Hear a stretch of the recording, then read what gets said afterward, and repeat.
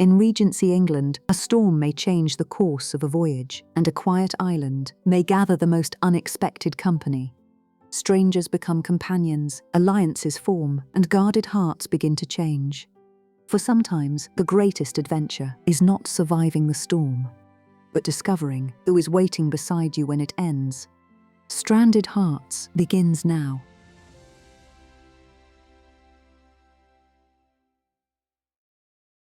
Chapter 1.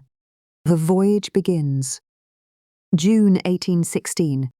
The Sussex Coast. The harbour lay under a pale wash of morning light.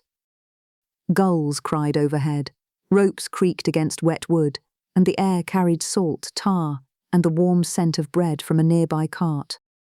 Mrs. Clara Hawthorne paused at the foot of the gangplank before boarding the Sea Finch. She was 27, young enough that strangers sometimes expected laughter from her, though the past 3 years of widowhood had given her a quieter manner. She wore a travelling dress of deep blue silk, a dark green pelisse trimmed with velvet at the collar, and a bonnet tied neatly beneath her chin. The subdued colours set off the natural warmth of her complexion, and the soft brown of her hair, which despite careful arrangement had already begun to loosen at the temples in the sea air. Her features were delicate without being insipid.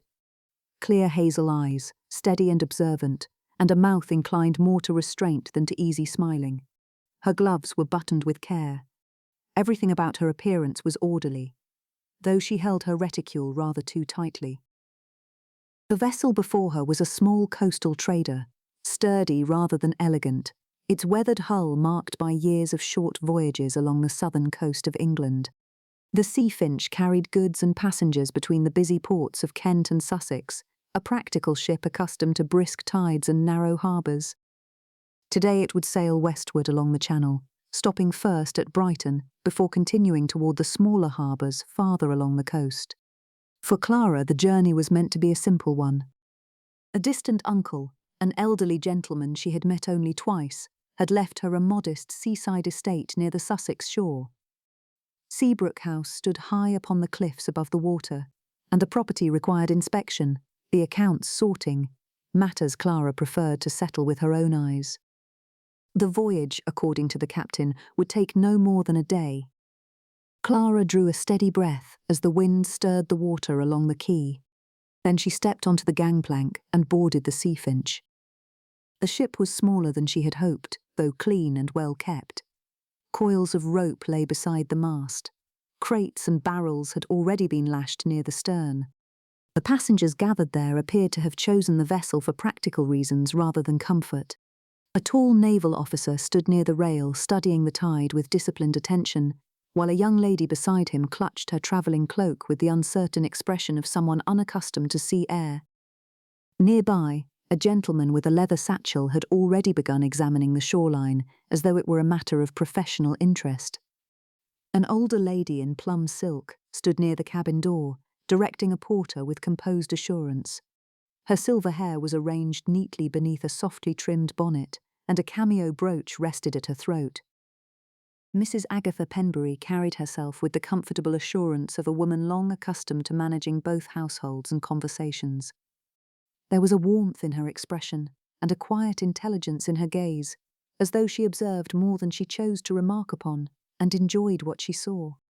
"My dear," the lady said at once, glancing at Clara's trunk, "do not let them leave that where the spray can reach it. Sea-damp ruins silk faster than carelessness." Clara smiled despite herself. "I shall remember it." Mr. Arthur Denham came up the gangplank before more could be said. A gentleman of advancing years with silver hair brushed neatly back from a thoughtful brow. He moved with measured ease, leaning lightly on a polished walking stick more from habit than necessity. His expression was composed, touched with quiet reflection, and his dark eyes held a steady, intelligent regard shaped by long experience rather than any need to impress. A retired coastal surveyor, he retained the habit of close observation, as though the world still presented itself to him in lines to be measured and understood. At the sight of the lady, he paused. "Mrs. Penbury!" "Mr. Denham," she said with a small satisfied smile. He bowed. "This voyage improves already." "It has not yet left the harbour," Mrs. Penbury replied. "You are premature." There was history in the exchange. Clara could hear it even if she did not yet know its shape. Mr. Denham was a tall gentleman of advancing years, his silver hair brushed neatly back from a thoughtful brow. He moved with measured dignity, leaning lightly on a polished walking stick more from habit than necessity. His dark eyes held a quiet intelligence, and when he spoke it was with the calm certainty of a man long accustomed to being listened to. A flutter of pale ribbons drew her eye. The same young lady who had stood beside the naval officer now turned too quickly toward the rail, her bonnet ties coming loose in the breeze. As she reached to catch them, the naval officer beside her caught the edge of her shawl before it slipped away. "Thank you," she said, a little breathless. Then, with a quick, polite glance toward Clara and the others, she added, "Miss Lydia Fairley." "You should stand farther from the side," he said. "I only wished for a better view," the young woman answered. "You may admire the harbour without falling into it," he replied. She laughed. He did not, though his expression softened. The naval officer beside Miss Fairley introduced himself as Commander Robert Ashford. He was about 35, tall and straight-backed with the unmistakable bearing of a naval officer long accustomed to quarterdecks and command. His skin was sun-bronzed from years at sea, and his light brown hair, touched with gold by the sun, was kept short and neat beneath his hat. His clear blue eyes moved steadily across the deck, observant and thoughtful. While she talked with cheerful animation, Ashford seemed to study the deck, the crew and the weather with steady, professional attention. He explained that he was travelling on leave, awaiting his next naval assignment. Across the deck, another gentleman was helping two sailors steady a shifting crate. When he straightened, Clara saw that he was perhaps 30 or a little older. Tall and strongly built, with the easy balance of a man accustomed to uncertain decks. His dark hair stirred in the wind, not quite governed by the neatness of his dress, and his expression was composed, though his clear grey eyes held a watchfulness that missed very little. They lifted briefly toward the horizon before returning to the work at hand. One sailor grinned. "You handle that like a man used to ships." "I have watched cleverer men than myself," he said. It was an easy answer. Too easy, Clara thought. Just then, a lady in a crimson gown and embroidered shawl swept up the gangplank with theatrical confidence. "What a delightful morning to be inconvenienced," she declared. Mrs. Penbury murmured, "We are not likely to be bored on this voyage." Clara was beginning to think the same. Once the ropes were cast off, the Sea Finch eased out of the harbour and into the open water. The harbour shore receded behind a veil of mist. The sea was calm enough to encourage conversation. A tray from the galley appeared near midday with sliced ham, a loaf fresh from the oven, small chicken pies, hard cheese, and apricots glossy with syrup. Clara sat beneath the quarterdeck with Mrs. Penbury and Mr. Denham, while the other passengers drifted in and out of the little circle. Miss Fairley was lively, pretty, and quick to smile, though there was a nervous brightness to her manner, as though cheerfulness required constant effort.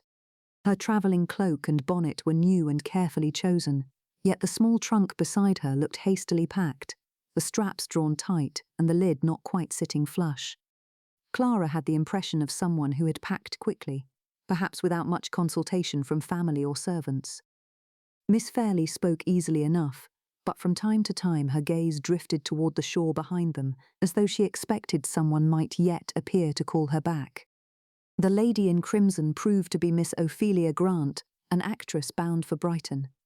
She spoke of managers, audiences, and costumes with so much feeling that even Mr. Denham, who said little, seemed amused. "I once watched a leading man forget his proposal entirely," Miss Grant said. "He spoke for so long about cabbages that the heroine finally asked if he meant to court the garden." Mr. Denham lifted his brows. A most practical rival. Miss Farley laughed into her tea. At some distance sat the gentleman with the leather satchel, now furnished with spectacles and a notebook balanced on his knee. His dark, curling hair had already escaped any careful arrangement, and there was something preoccupied in his expression, as though his thoughts were more often directed toward the shore than the company around him. A small collection lay open beside him, shells arranged with careful precision. Every few moments he examined a small shell with quiet absorption, turning it delicately in his fingers, his expression intent and thoughtful, as though each specimen carried a history only he was patient enough to read. "Mr. Benedict Vale," Mrs. Penbury said quietly. "A gentleman devoted to the study of coastlines and shells, and very ready to improve one's understanding of both." "And did you listen?" Clara asked. "For nearly half a minute." Clara lowered her eyes to hide a smile. Then the gentleman who had been helping the sailors approached. Up close, his coat was of good cloth, though the weather and many journeys had taken their toll. He had clearly been listening while the passengers introduced themselves. "Mrs. Penbury, Mr. Denham," he said. "Miss Fairley, Captain Briggs, of course." His gaze settled on Clara last. "Mrs. Hawthorne." Clara inclined her head. "Sir." "Mr. Julian Pierce," said Mrs. Penbury. "A merchant, apparently." He tied down 2 cargo crates and corrected a sailor's knot before we had cleared the harbour, an unusually useful quality in a passenger. He smiled. "Then I shall attempt idleness." "That would disappoint us," Miss Grant said. Clara looked at him directly. "You have sailed this route before." He turned toward her. "Several times." "Was I so obvious?" "You tied a cargo line faster than the sailor holding it." His smile deepened a little. "I shall endeavour to be less revealing." Mrs. Penbury watched them both with open interest, and Clara suddenly wished she would look anywhere else. A strong breeze moved over the deck. Captain Briggs, broad and weathered in a dark coat, looked out toward the horizon. The line between sea and sky had begun to blur beneath a bank of darker cloud. Mr. Pierce followed the captain's gaze toward the darkening horizon. "We may have rough weather before evening." Captain Briggs glanced at him. "Has the captain said so?" he asked dryly. "Not aloud," Mr. Pierce answered. Mrs. Penbury folded her gloved hands. "Excellent! A quiet journey would have been wasted on this company." By late afternoon, the air had changed. The softness had gone from it. The ship rose and settled with a deeper motion, and the timbers answered with a low groan. Clara stood near the companionway, while a sailor fastened a lantern against the coming dusk. Miss Fairley had grown quieter, and kept one hand on the bench beside her. Miss Grant had persuaded Mr. Vale into a discussion of cliffs and stone. "If the island rocks should crumble," Miss Grant said, "will they at least do it beautifully?" "I do not believe erosion considers appearance," Mr. Vale said. "What a cold-hearted process," Miss Grant said with a sigh. Even Clara laughed. Then a call came from above. A sailor on the rigging pointed west. The first hard gust struck the sails a moment later. Loose canvas snapped. A crate slid against its rope.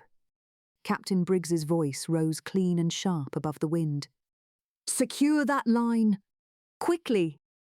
The mood aboard changed at once. Sailors moved fast. Commander Ashford guided Miss Fairley toward shelter. Miss Grant gathered her shawl. Mr. Vale clutched his notebook as if it were a living thing. Captain Briggs advised the passengers to go below when the wind rose, and several of them descended the companionway to the small cabin aft. The deck shifted beneath Clara's feet. Before she could steady herself, a hand closed lightly on her elbow. "Careful," Mr. Pierce said. "I am not in danger," she answered. He glanced toward the rising waves. "Not yet," he replied. He released her as soon as the ship levelled, then turned at once to help the crew. Clara watched him take hold of a rope beside 2 sailors. There was nothing hesitant in the way he moved. He knew exactly where to place his weight, exactly when to haul. Mrs. Penbury came to stand beside Clara, one hand holding her bonnet. "My dear," she said, "that gentleman is far too comfortable aboard ship to be merely a passenger." Clara kept her gaze on the water. "He is not my concern." Mrs. Penbury's eyes brightened. "That never lasts." Thunder rolled faintly across the water. Mr. Denham joined them, planting his stick firmly against the deck. "The sky looks unpleasant," he said, "and the sea agrees with it." The first drops of rain struck the planks. Captain Briggs looked at the passengers who had remained on deck. "Stay close and hold fast. It may be a rough evening." The wind rose again, sharper now, carrying spray across the deck. The sails cracked in the rising gust, and the rigging creaked overhead. The sea ahead no longer looked mild. Dark swells rolled beneath the fading light, each ridge tipped with white. A sudden lurch ran through the ship. "Hold fast there!" a sailor shouted from the bow. Mr. Pierce returned from the rigging, rain already darkening his hair. For a moment his eyes met Clara's. "Do not be alarmed," he said. It was not a sensible request. Thunder sounded again, nearer now, and the deck shifted heavily beneath their feet as the ship climbed another swell. Still, there was steadiness in his voice, and Clara found herself holding to that more than the rail beneath her hand. Around them the daylight thinned under a sky gone dark with weather, and the sea finch sailed on into the storm.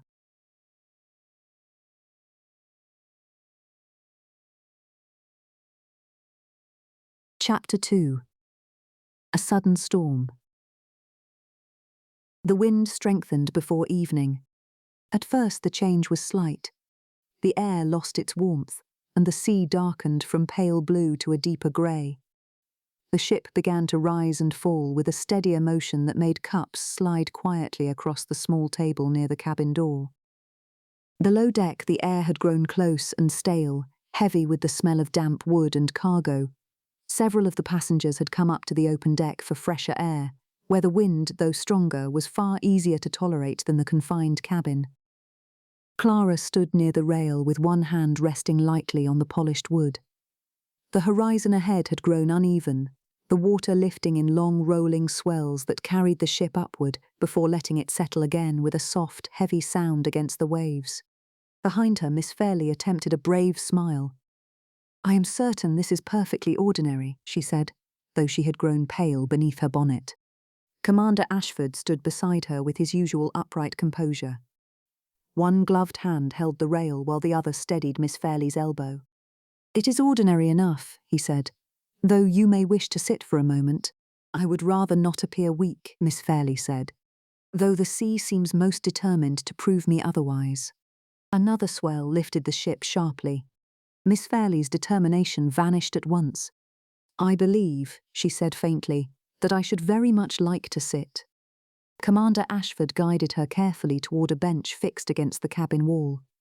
The deck shifted beneath their feet, and he waited until she was properly settled before releasing her arm. "Keep your eyes on the horizon," he advised. "I should prefer not to see the horizon moving at all," Miss Fairlie murmured. Nearby, Miss Grant stood near the mast, one hand holding her feathered bonnet in place while several rebellious curls escaped in the gusts. "How exhilarating," she declared, widening her stance to keep her balance. "One feels instantly alive in such weather." Mr. Benedict Vale, standing beside her with a notebook clutched firmly to his chest, looked far less exhilarated. "I should prefer," he said carefully, "to feel alive upon stable ground." Another wave struck the hull with a heavy slap. The ship rolled to one side before slowly righting itself again. The companionway door opened suddenly, and Mrs. Penbury emerged onto the deck, one gloved hand gripping the rail. Mr. Denham followed close behind her with careful steps. The wind caught Mrs. Penbury's bonnet ribbons at once. She looked about the heaving deck, the snapping sails, and the rushing sailors. "Ah," she said thoughtfully. Another gust rocked the ship. Mr. Denham reached for the rail. Mrs. Penbury turned at once toward the companionway again. "I have seen enough," she declared. "Mr. Denham, we shall return below and behave sensibly." Mr. Denham nodded with immediate agreement. An excellent plan. A moment later both had disappeared below deck again. Not far away, Mr. Julian Pierce moved easily across the deck, one hand sliding along a rope as he crossed toward the stern. The motion of the ship did not appear to trouble him in the least. He paused beside two sailors struggling to secure a crate that had shifted in the rising swell. "Pull it tighter," he said calmly. "If that line slips again, it will go straight into the scuppers, and the captain will be extremely disagreeable." One sailor grinned despite the wind. "Aye, sir." They hauled the rope firm until the crate held fast against the railing. Clara watched the exchange quietly. It was the sort of help that came from habit rather than courtesy. A stronger gust swept across the deck, snapping the edge of a loose sail with a loud crack. Miss Fairlie flinched and pressed one hand to her temple. Commander Ashford leaned slightly closer. "Steady breathing," he said. "It helps." "I should prefer steady ground," Miss Fairlie said faintly. Clara turned back toward the sea. The water ahead no longer looked calm. Long ridges of dark water rolled toward the ship, their crests tipped with white foam. Farther out, the sky had gathered into a heavy bank of cloud. Footsteps approached beside her.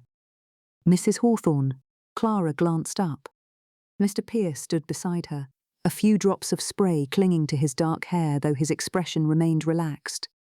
"It seems our pleasant voyage has decided to change its character," he said.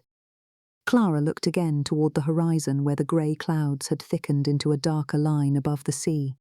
"Yes," she said quietly. "I believe it has." The wind rose another degree, pressing the sails until the canvas strained against the rigging. Captain Briggs stepped onto the quarterdeck and looked sharply toward the mast. "Shorten that sail," he called. "Quickly now." Two sailors climbed the rigging at once while another struggled with a rope that whipped against the deck with each gust. Mr. Pierce reached the line before it could lash again. He caught it cleanly and wrapped it around a cleat.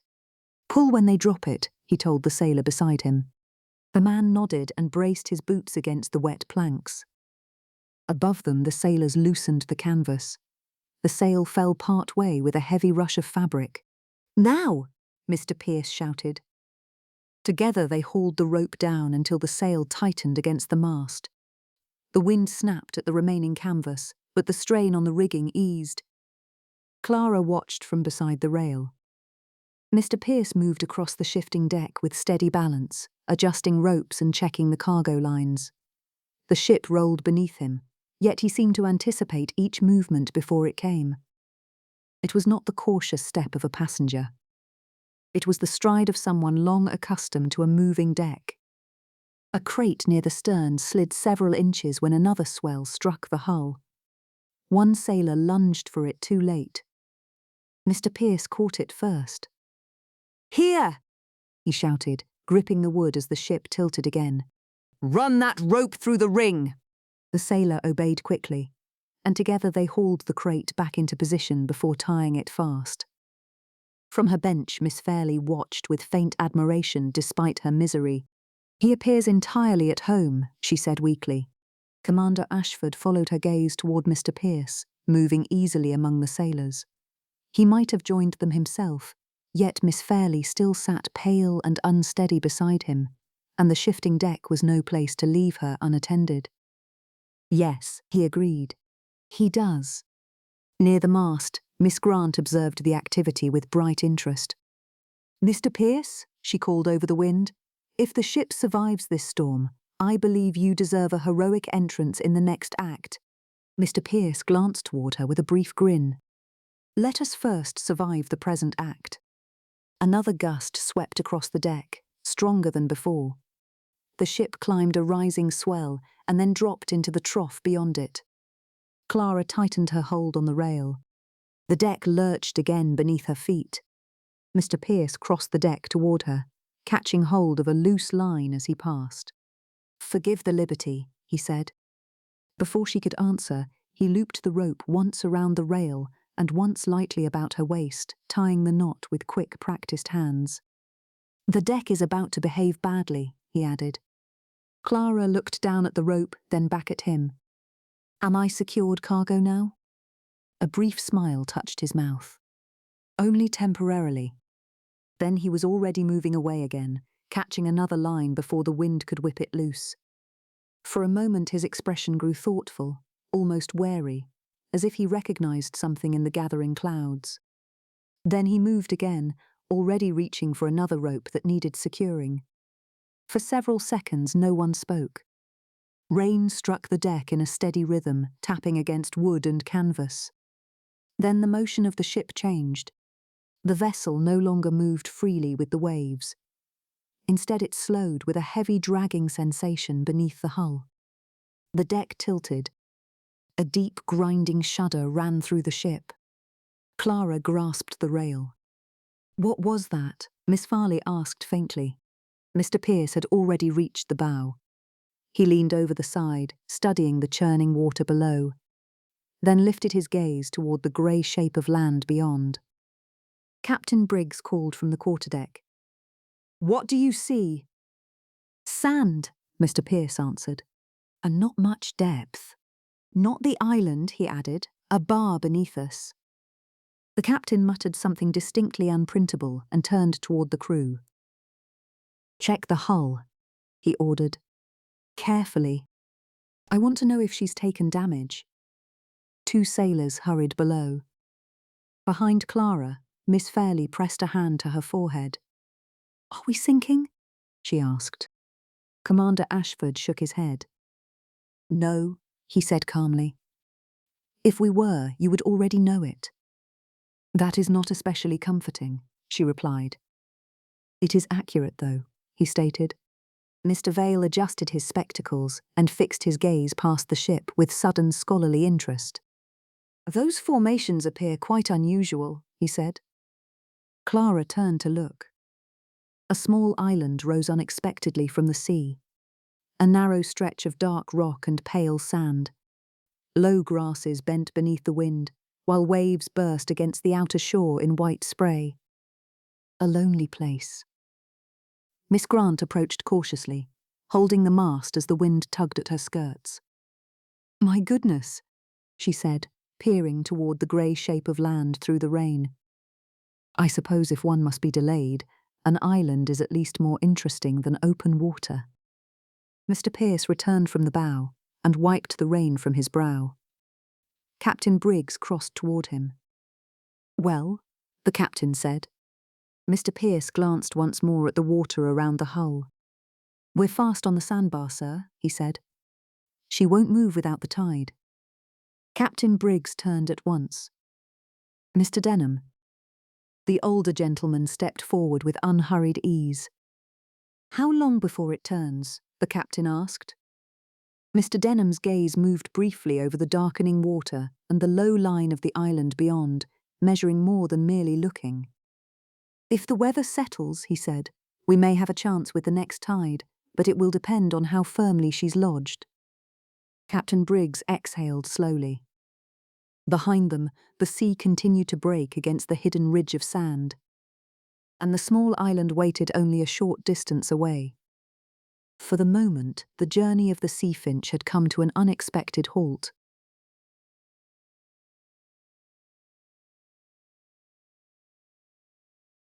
Chapter 3. Stranded on the Island. Morning arrived quietly. The wind had gone during the night, leaving the sea smooth and grey beneath a pale sky. Long swells rolled past the hull of the Sea Finch, but the ship itself did not move with them. She rested firmly against the sandbar. The tide had fallen during the night, leaving the ship resting against the shallow ridge of sand, though water still surrounded the hull.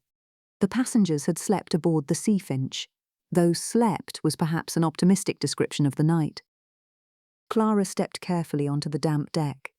The storm had left thin lines of dried salt across the rails, and several ropes lay coiled where the sailors had worked through the night. The island lay only a short distance away. In the calm morning light, it looked less threatening than it had during the storm. A narrow strip of pale sand curved between dark rocks. Low grass bent gently in the breeze, and beyond it the land rose in a few uneven ridges of stone. Near the bow, Mr. Pierce stood studying the water below. Clara joined him at the rail.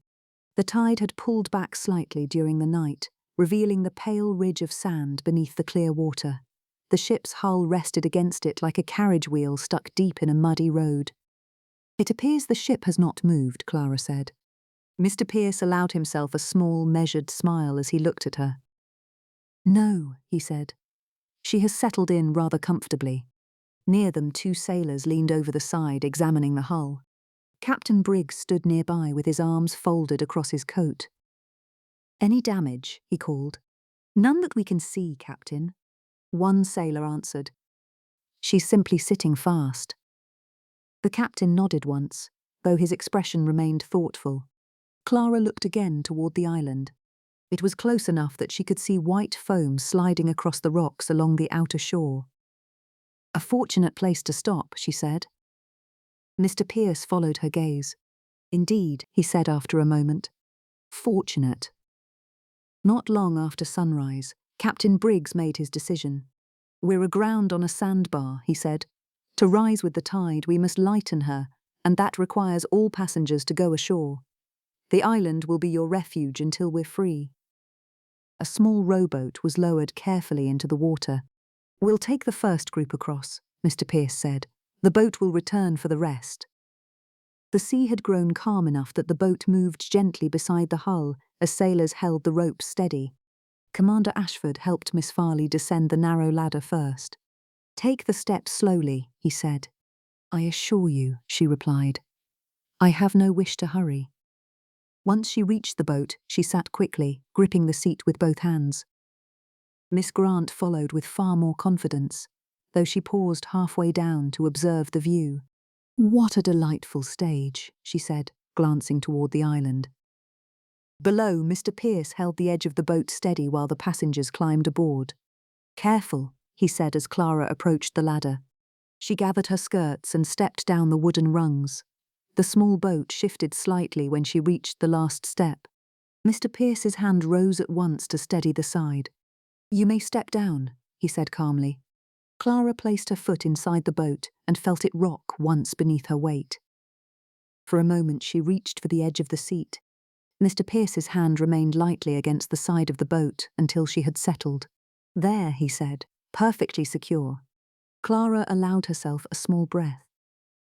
"I begin to suspect," she said, "that you are enjoying this situation." His mouth curved faintly. "Not the storm," he said. "But the island may prove interesting." The sailors pushed the boat away from the ship. The short journey took only a few minutes. As the boat touched the sand, the passengers stepped carefully onto the narrow shore, while the crew began unloading crates and supplies behind them. Clara lifted one of the smaller bundles from the boat and carried it farther up the beach. Behind her, waves moved steadily against the sand. By mid-morning, several small piles of supplies had been gathered above the reach of the tide. Crates of food, coils of rope, lanterns and spare sailcloth rested in the sand, each item removed in the effort to lighten the stranded ship. While the crew returned to the vessel to continue their work, Mr. Denham stood a little apart from the others near the edge of the water. His walking stick rested lightly against the sand as he studied the shoreline. Mrs. Penbury joined him after a moment. "You look as though you are measuring the ocean," she said. "In a manner of speaking," he replied. Clara approached just as a wave slid gently across the sand, before retreating again. Mr. Denham pointed with the end of his stick toward a line of damp seaweed farther up the beach. "That mark," he said, "shows where the tide reached during the night." Clara followed the line with her eyes. "It is several feet above the water now." "Exactly," he replied. He looked toward the stranded ship. "The next strong tide may lift her free of the sandbar, but the hull must first be checked and the sails properly set." Mrs. Penbury considered the distance thoughtfully. "So we must wait." "For a little while," Mr. Denham said. Behind them, Miss Farley sat on a smooth rock, looking far happier now that the ground beneath her feet remained still. "I cannot say I regret leaving the ship," she said. Commander Ashford stood beside her. "I suspect the ship will miss you," he said. Mrs. Penbury turned slowly, surveying the scattered supplies and the small group of travellers standing uncertainly along the shore. "My friends," she said, "if we are to remain here for any length of time, Standing about will not improve the situation. Miss Grant lifted a brow. What would you recommend? Mrs. Penbury pointed toward the upper stretch of beach. Driftwood, she said. There is plenty of it along that ridge. Indeed, several long pieces of pale wood lay scattered near the rocks. With a little effort, she continued, we may arrange a proper fire and perhaps even a shelter before evening. Mr. Pierce nodded slightly. A sensible suggestion. Clara stepped forward. I will help gather the wood. Mr. Denham smiled faintly. Then I shall assist in a supervisory capacity, he said. Meaning, Mrs. Penbury replied dryly, that you will lean upon your stick and offer opinions. He bowed his head slightly. It is a skill refined over many years. A small laugh moved through the group. Soon the quiet beach filled with the sound of footsteps across sand as the stranded travellers began collecting driftwood and carrying supplies higher above the tide line. Within a short time the beach grew busier. From the rocks, Mr. Pierce carried 2 long pieces of driftwood and laid them beside the pile of supplies. This will serve for a frame for the shelter, he said. Clara set down the smaller bundle she had been carrying and brushed sand from her gloves. You speak as though you have built such things before. More than once, Mr. Pierce replied. Ships occasionally place their passengers in inconvenient locations. She looked toward the stranded vessel resting against the sandbar. I had imagined sea travel to be calmer. That depends entirely on the sea. Nearby, Miss Farley attempted to drag a narrow length of wood across the sand. The effort lasted only a moment before she abandoned it with a small sigh. I fear my usefulness will be limited, she said. Commander Ashford stepped forward at once. That piece is heavier than it appears, he said. Allow me. He lifted the driftwood easily and carried it toward the growing pile. Miss Farley watched him with renewed appreciation. Miss Grant, meanwhile, had discovered several curved branches near the rocks. These are perfect, she announced. They look almost theatrical. For what purpose? Mr. Vale asked, crouching to inspect a cluster of small stones. For atmosphere, she replied. Fascinating, Mr. Vale murmured, peering more closely at the ground. The geological layering here is quite unusual. Miss Grant regarded him for a moment, then rolled her eyes toward the sky. Farther along the shore, Mrs. Penbury had seated herself upon a smooth rock where she could observe the progress of the camp. Mr. Denham stood beside her, leaning lightly upon his walking stick. You see, Mrs. Penbury said, when people are given useful work, they cease looking miserable. Mr. Denham nodded toward the small gathering of driftwood. Mr. Pierce appears to have some skill in organising matters. Mrs. Penbury followed his gaze. Mr. Pierce was now tying 2 lengths of rope around the larger timbers while explaining something to one of the sailors who had returned from the ship. Yes, she said quietly. Mr. Pierce appears to possess many useful talents. Mr. Denham cast her a faint, knowing smile, and Mrs. Hawthorne appears to be observing them. Clara, unaware of the commentary, had begun arranging the food crates a little farther up the beach where the sand rose toward the grass. The position gave a clear view of the sea. The storm clouds had passed during the night, leaving the sky wide and pale. Sunlight now touched the surface of the water in long silver lines. It was difficult to believe that only hours earlier the waves had been crashing against the ship with such violence. Mr. Pierce approached, carrying another length of rope. We should have a serviceable shelter before evening, he said. Clara looked toward the small structure beginning to take shape beside the driftwood pile. You seem remarkably confident. Mr. Pierce glanced toward the calm sea. When the weather allows, problems at sea become much easier to solve. The ship remained fixed against the sandbar, but in the clear morning light it no longer seemed threatened. For the moment their strange new camp felt almost peaceful.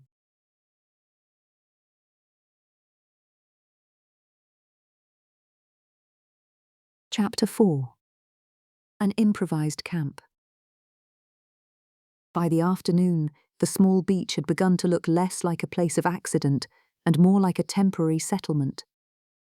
Driftwood lay in orderly piles near the higher stretch of sand, and several crates from the ship had been carried above the tide line. The calm sea glittered beneath the clear sky, though the stranded vessel remained fixed on the sandbar a short distance offshore. With the help of the sailors, Mr. Pierce lifted the sailcloth and stretched it carefully between the two upright poles. Another rope was drawn taut across the back, anchoring the canvas against the breeze. Within minutes, a broad triangular roof formed above the sand, its edges secured with short lines and weighted with stones to keep the shelter steady against the wind. The wide sweep of sailcloth created enough space beneath it for several people to sit or lie sheltered from the breeze. Commander Ashford stood a little apart from the work, observing the progress with a thoughtful expression.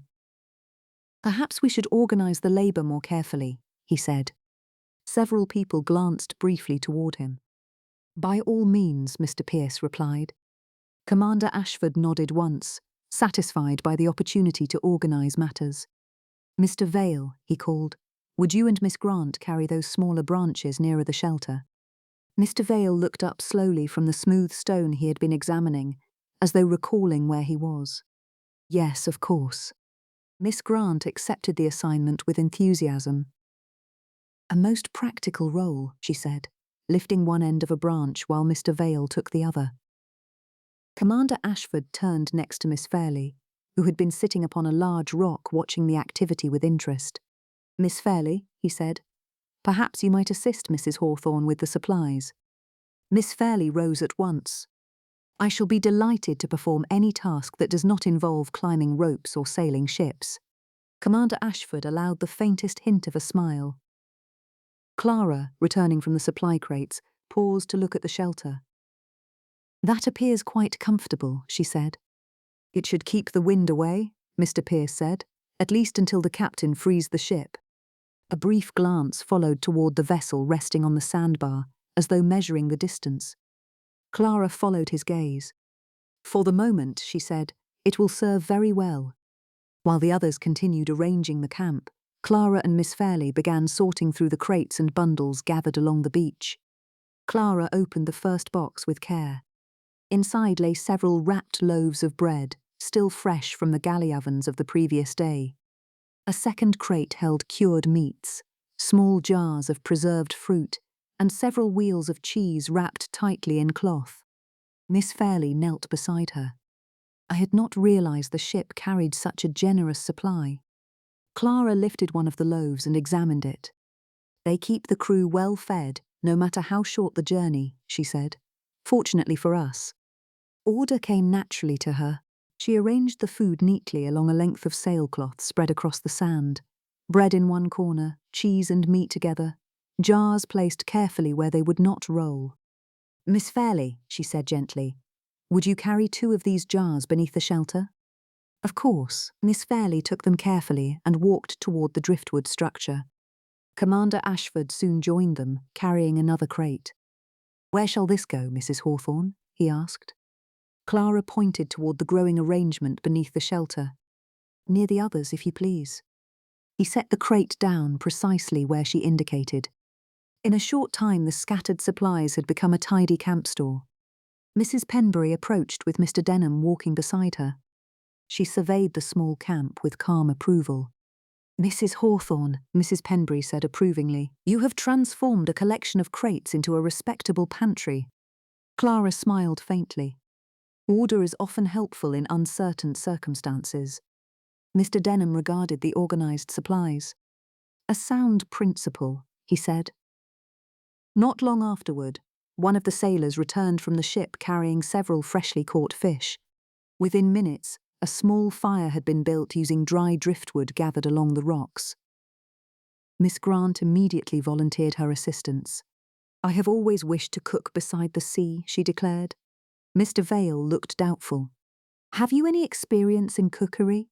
"Not precisely," Miss Grant admitted, "but the method cannot be complicated." The fish were soon arranged above the fire on a simple metal rack salvaged from the ship. Unfortunately, Miss Grant insisted on turning them frequently, adjusting the wood beneath the flames, and adding generous handfuls of herbs she had discovered in Mrs. Hawthorne's neatly arranged provisions. "Flavor is essential," she declared. A moment later, a small cloud of smoke rose sharply from the fire. Mr. Vale stepped backward, blinking through the smoke as though observing an unexpected experiment. "I believe that one is burning." Miss Grant examined the fish thoughtfully. "It is merely acquiring character." Nearby, Miss Fairley laughed while Commander Ashford attempted to maintain a composed expression. Beside the fire, Mr. Pierce crouched and quietly moved one of the fish away from the hottest flame. "If we allow the heat to do its work," he said calmly, "the fish will improve considerably." Miss Grant stepped aside with theatrical dignity. "Very well, I surrender command." The fire burned steadily, sending warm light across the sand as the sun lowered toward the sea. Plates of bread, roasted fish, and cheese were passed among the travellers. Several crates had been drawn close to the fire to serve as seats. Clara sat beneath the sailcloth shelter with Miss Fairley and Mrs. Penbury, while the others gathered nearby. The sea moved gently along the shore, and the stranded ship rested silently in the fading light.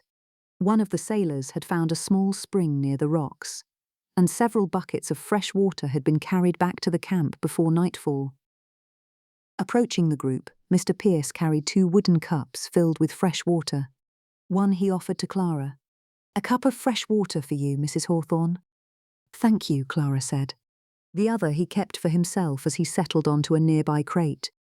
For a moment, the two of them sat quietly watching the sun sink toward the horizon.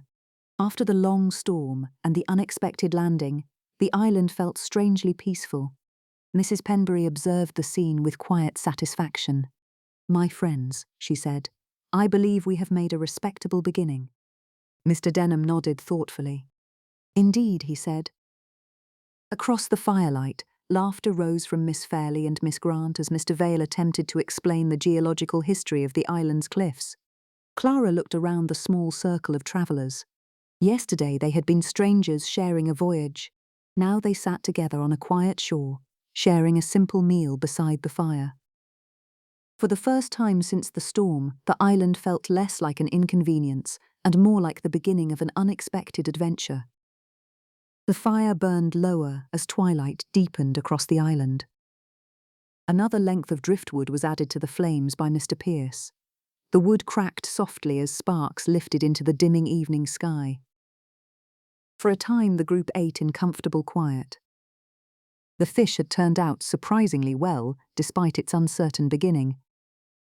Clara tasted the delicate flesh and found it far better than she had expected from such improvised cooking.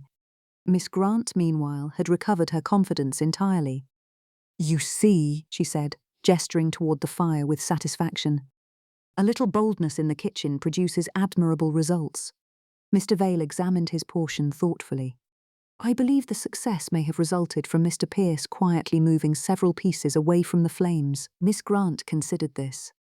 "Well," she said at last, "good cooking often requires collaboration."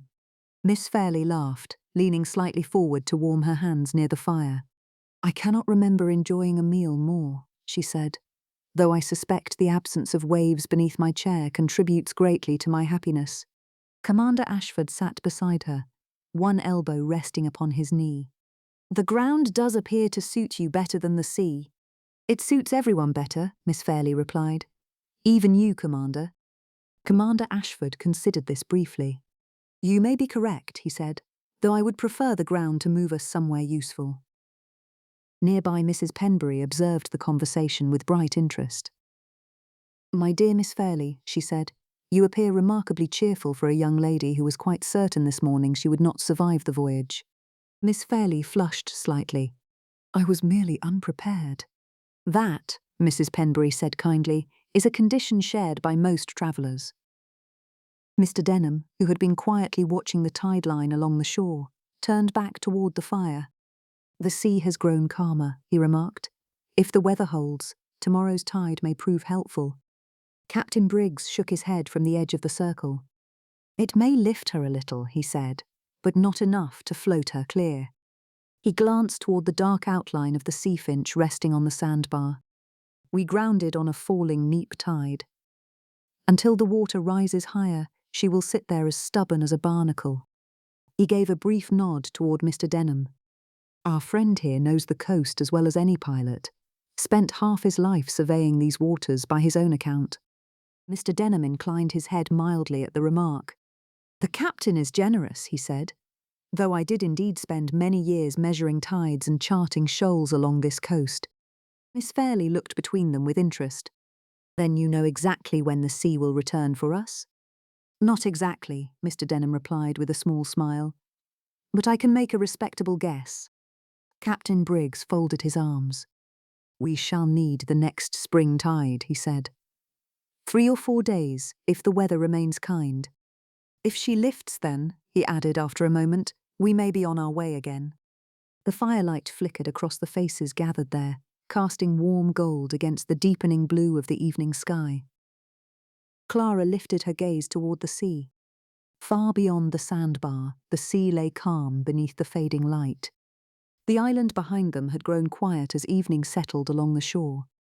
Mr. Pierce noticed where Clara was looking. For a moment he seemed reluctant to break the silence. Peaceful now, he said quietly. Yes, Clara answered. Behind them the others continued their conversation, their voices rising and falling softly in the evening air.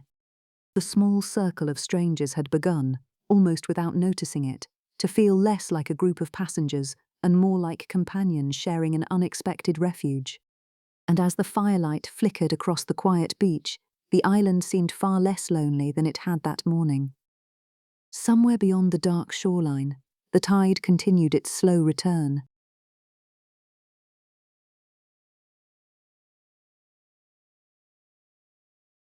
Chapter 5. Secrets in Firelight. Evening settled slowly across the island. The sun had slipped below the horizon, leaving a pale ribbon of gold along the distant water. Above the camp, the sky deepened into violet and blue. The small fire crackled steadily between the driftwood logs Mr. Pierce had arranged earlier. Clara sat beneath the shelter with her hands loosely wrapped around a wooden cup of warm water. The heat from the fire reached her feet, and for the first time since the storm, Clara felt a welcome calm settle over her. Around the flames, the others had gathered in a loose circle. Captain Briggs sat near the outer edge, sharpening a small knife with slow, deliberate strokes.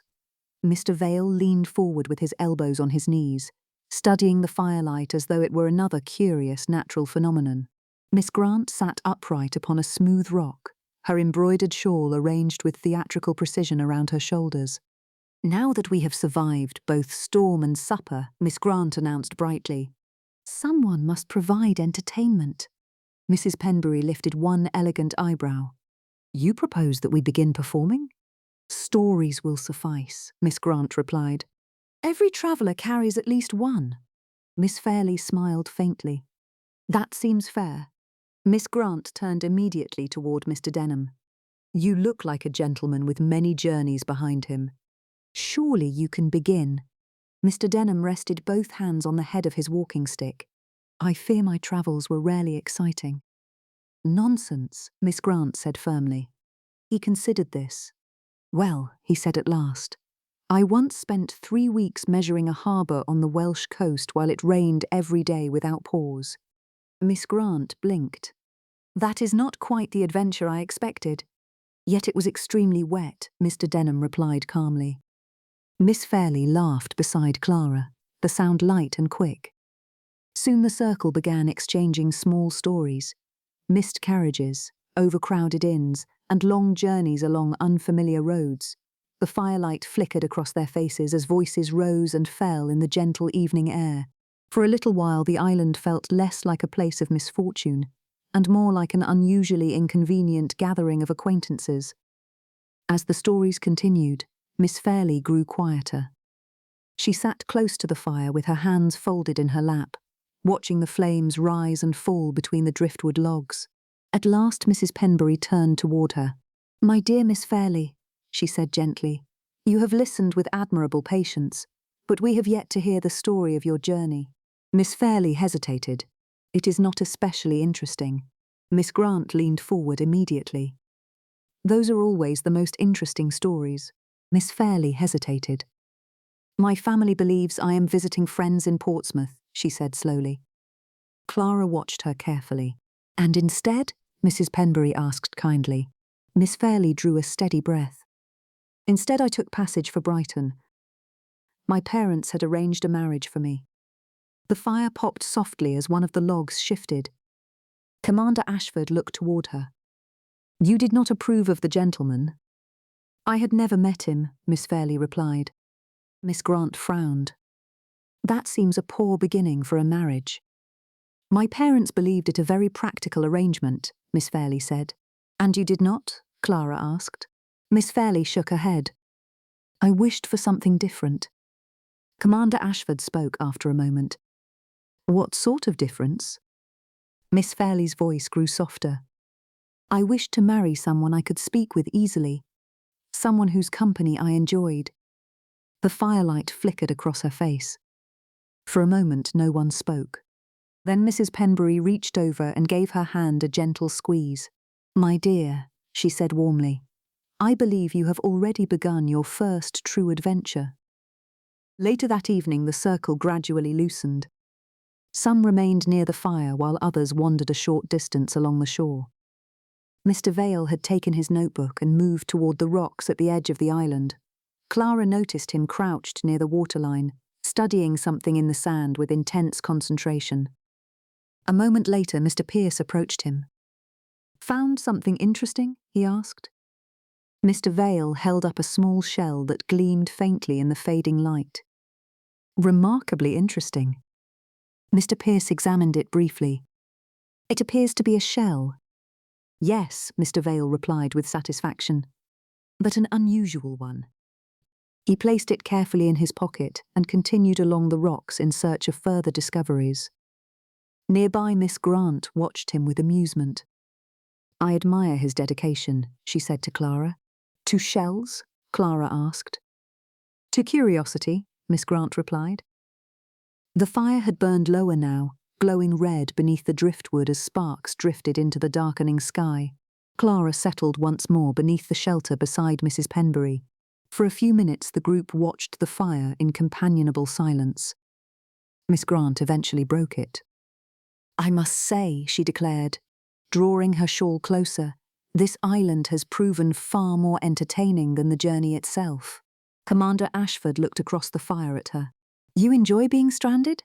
Not stranded, Miss Grant corrected lightly. Merely delayed. Mrs. Penbury smiled. A pleasant distinction. Miss Grant gestured towards the quiet shoreline. Think of it, a small island, unexpected companions, and a mysterious rescue yet to come. It has the makings of an excellent play. Mr. Denham chuckled softly. And which of us would play the villain? Miss Grant studied the group with exaggerated seriousness. I have not yet decided. Miss Fairley leaned forward eagerly. Then who would be the heroine? Miss Grant turned her gaze toward Clara. That role seems rather obvious. Clara felt the sudden attention and shook her head. I believe the heroine should be someone braver. Miss Fairley laughed. You organised our entire camp this afternoon. That is not bravery, Clara replied. Only tidiness. Across the fire, Mr. Pierce watched the exchange with quiet amusement. Mrs. Hawthorne underestimates herself, he said. Clara glanced at him. You have known me less than 2 days. Sometimes, he replied. That is long enough. Mrs. Penbury observed them both with unmistakable satisfaction, but said nothing. Nearby Captain Briggs stretched his arms and looked toward the calm sea. The weather has turned in our favour, he said. If the tide rises well tomorrow, we may float the ship free. That would be welcome news, Miss Farley said. Though she spoke bravely, Clara noticed the young woman's eyes flick briefly toward the dark water beyond the sandbar. Captain Briggs rose and brushed the sand from his coat. I believe I shall return to the ship. There is still work to be done before the tide turns. Mr. Denham stood at once. In that case, Captain, I would be glad to accompany you. I should like another look at the sandbar before morning. Mrs. Penbury regarded the dark shoreline thoughtfully. And I believe I shall prefer the captain's cabin to a night beneath sailcloth. A small boat was soon prepared at the water's edge. Before long, the three of them pushed quietly away from the shore toward the waiting ship. The island grew quieter. Miss Fairley and Miss Grant withdrew beneath the shelter with Clara, while the gentlemen arranged themselves near the fire among the crates and driftwood. Before settling beside the flames, Mr. Pierce added another length of driftwood to keep the fire burning through the night. Clara stepped away from the camp for a moment, walking slowly along the edge of the water. The moon had risen above the horizon, casting a pale silver path across the calm sea. As she turned back toward the camp, she noticed a figure standing farther along the shoreline. Mr. Pierce. He stood near the rocks, looking out toward the dark water beyond the sandbar. For several moments he remained perfectly still. Then he bent slightly, studying the curve of the coastline, as though measuring its distance in the moonlight. Clara watched him quietly. There was nothing unusual about a man admiring the sea at night, yet something in his posture suggested concentration rather than simple reflection. She approached slowly across the sand. "Mr. Pierce." He turned at once. "Mrs. Hawthorne, I thought everyone had turned in." Mr. Pierce glanced once more towards the water. "The tide is turning," he said. Clara followed his gaze. "You can tell that in the dark?" A faint smile touched his mouth. "It becomes easier with practice." For a moment they stood quietly listening to the slow movement of the waves. His gaze shifted from the water to Clara. Then Clara glanced back towards the distant glow of the fire.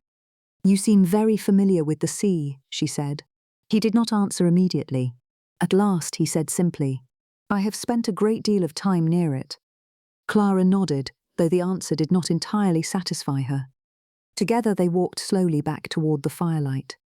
As Clara returned to the shelter, she found herself wondering how a merchant had learned to read the shoreline so easily in the dark, and why Mr. Pierce had studied the sandbar with the careful attention of a man who knew the sea very well indeed.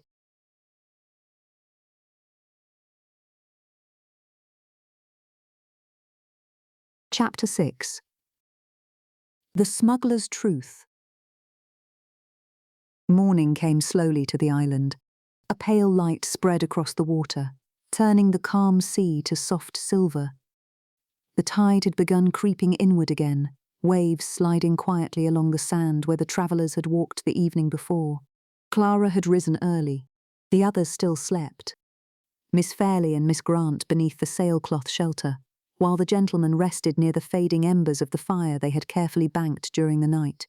Mrs. Penbury and Mr. Denham had returned to the ship with Captain Briggs the evening before and remained there overnight. Only the faint cries of distant seabirds disturbed the quiet. Clara walked along the edge of the water where the sand felt cool beneath her shoes. A short distance away stood Mr. Pierce near a low ridge of rock. The breeze tugged lightly at his coat while he studied the shoreline with careful attention. He seemed unaware of her approach until she spoke. "Mr. Pierce." He turned. "Mrs. Hawthorne?" he said, with a hint of surprise. "You are awake early. So are you." His gaze drifted back toward the sea. "I wished to see how the tide was moving." Clara followed his gaze. Water curled gently around the rocks before sliding back toward the open sea. "You understand these things remarkably well," she said. A faint smile touched his lips. "Years of observation." Clara stepped closer to the rocks where he stood. "You make it sound as though you have spent a great deal of your life near the coast." That would not be inaccurate. The answer came easily, yet Clara sensed something careful beneath it. For a moment neither spoke. The morning air carried the quiet rhythm of waves against the shore. At last Clara said, "May I ask you something directly?" He met her eyes. "You may." "I have been wondering," she said slowly, "how a merchant becomes so skilled with ships, tides, and storms." His expression did not change, though his gaze shifted briefly toward the horizon. "That is a longer story than most mornings require." "I have time," Clara replied. The sea continued its quiet movement beside them. After a moment, he nodded. "Very well." One hand rested against the rock beside him while he watched the water move across the sand. "For several years," he said calmly, "I worked along this coast, moving cargo that did not always pass through official ports." Clara understood at once. "You were a smuggler?" "Yes." The word hung quietly between them. He made no effort to soften the admission. The work was common enough along these shores, he continued. Small ships, hidden coves, and a great many goods that the Crown taxed rather enthusiastically. Clara looked out across the water. And you carried them ashore? Among other things. There was no pride in his voice, but neither was there shame. It paid well, he added, and I was young enough not to think very far ahead. Clara folded her hands together.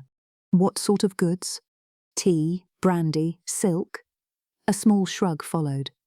Occasionally tobacco. Once an alarming quantity of French lace. Clara raised an eyebrow. Alarming. You would be surprised how fiercely respectable ladies will pursue lace. Despite herself, Clara smiled. And now? He turned to face her fully. Now I trade legally. You left the business entirely? Yes. The breeze moved lightly across the shoreline. Clara noticed that he had not looked away once while speaking. You tell this very calmly, she said. It is part of my life, he replied. Pretending otherwise would be rather inconvenient. Clara walked a few steps along the sand before stopping again. The calm sea reflected the pale sky in long silver bands. You realize, she said carefully, that smuggling is considered a serious crime. He nodded. I am aware, and yet you speak of it without hesitation. I believed you preferred the truth. Clara considered that. Yes, she admitted, I do. For a moment she watched the water rather than him. You do not strike me as a reckless man. I was less thoughtful once. And what changed? A brief pause followed. A friend of mine was caught during a landing. The authorities were less forgiving than we expected. Clara turned slightly toward him. What happened to him? He was imprisoned. His voice remained steady. That was the moment I decided the work had lost its appeal.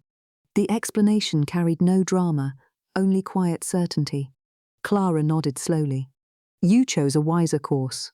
I hope so, he replied. She studied him again. I appreciate your honesty, Mr. Pierce. He regarded her thoughtfully for a moment. Smuggling is rarely a story one shares at breakfast, he said lightly. Clara allowed herself a small smile. You need not worry. I have no intention of announcing it to the camp. Something softer appeared in his expression. The tension between them eased as they continued walking. A narrow strip of sand lay before them where the tide had recently passed. Small shells glittered faintly in the morning light. He bent to pick one up. Mr. Vale would likely consider this a rare specimen. Clara examined the shell offered to her. It looks quite ordinary. That has never discouraged him. She laughed softly and returned the shell to the sand. For a few moments they walked without speaking. Behind them the camp had begun to stir. Miss Fairley's voice drifted faintly across the beach, followed by Miss Grant's bright laughter. Clara glanced back toward the small cluster of driftwood and sailcloth. It appears our companions are awake. He stopped near the edge of the water. Mrs. Hawthorne, if my past troubles you, you need only say so. Clara considered the question carefully. The past is rarely simple, she said at last. What interests me more is the person someone chooses to become afterward. Curiosity flickered in his expression. And what conclusion have you reached about me? Clara met his gaze. I have not decided yet. A quiet laugh escaped him. Then I shall endeavour to provide convincing evidence. Together they turned back toward the camp where the morning sun had begun warming the sand. For the first time since their conversation began, Clara felt that the distance between them had grown smaller rather than larger. Somehow the island itself seemed a little less temporary than it had the day before. As they approached the camp, the others were already moving about the beach. The morning sun had lifted above the horizon, spreading warmth across the sand. Beneath the shelter, Miss Fairley and Miss Grant examined the remaining food supplies with great seriousness. Ah, said Miss Grant when she noticed them, the sensible people have gone exploring while the rest of us remained tragically unconscious. Miss Fairley looked up quickly. We were only just discussing breakfast. That is because, Miss Grant replied, I am still deciding what sort of breakfast an island ought to provide. At that moment Mr. Vale appeared carrying a handful of small shells. I believe the island provides remarkable natural resources, he announced. Commander Ashford glanced at the collection. I regret to report they do not resemble breakfast. They may serve science, Mr. Vale replied. Mr. Pierce stepped past them and added another piece of driftwood to the fire pit. "We should have enough bread remaining for one more morning," he said. Clara knelt beside the supply cloth and examined the remaining loaves. The bread had hardened slightly during the night air but would soften well enough once warmed near the fire. Nearby Miss Fairley had begun slicing bread while Commander Ashford arranged several pieces of driftwood beneath the fire. Within minutes the small camp returned to its quiet morning routine. Smoke drifted gently into the clear sky. The sea moved softly along the edge of the sand. Even the stranded ship beyond the sandbar seemed less like a problem and more like a patient visitor waiting for the tide. Breakfast concluded with the practical efficiency of travellers who had grown accustomed to small inconveniences. Commander Ashford extinguished the remaining flames, while Miss Fairley brushed sand carefully from the cloth that had served as their table. A short distance away, Mr. Vale had already wandered toward the rocks again, his pockets bulging suspiciously. Miss Grant observed this with open curiosity. "Mr. Vale," she called, "if you discover buried treasure, I should like to be informed immediately." Mr. Vale did not look up from the tide pool he was examining. "I regret to report that the island appears far richer in mollusks than in treasure." Miss Grant turned to Clara. "You see? This is the difficulty with scientists.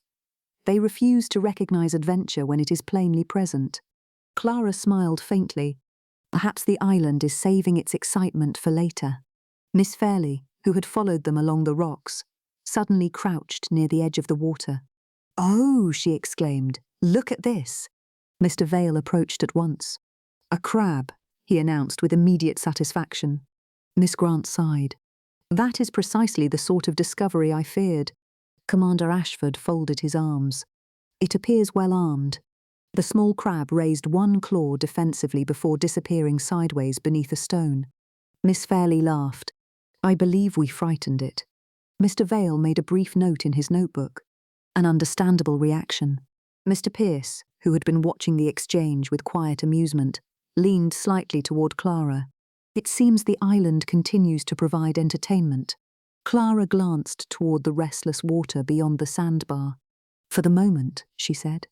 Her gaze drifted briefly to the stranded ship. Sooner or later the tide would rise high enough to test their fortunes again.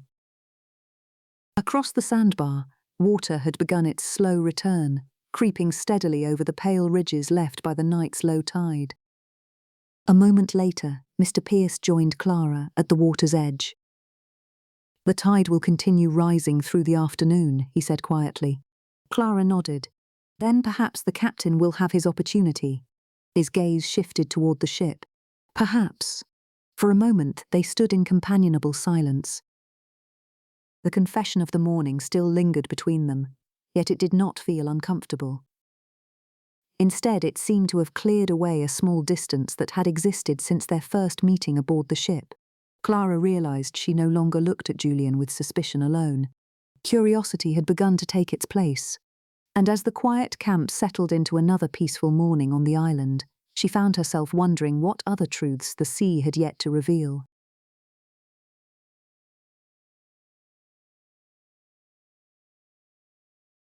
Chapter 7.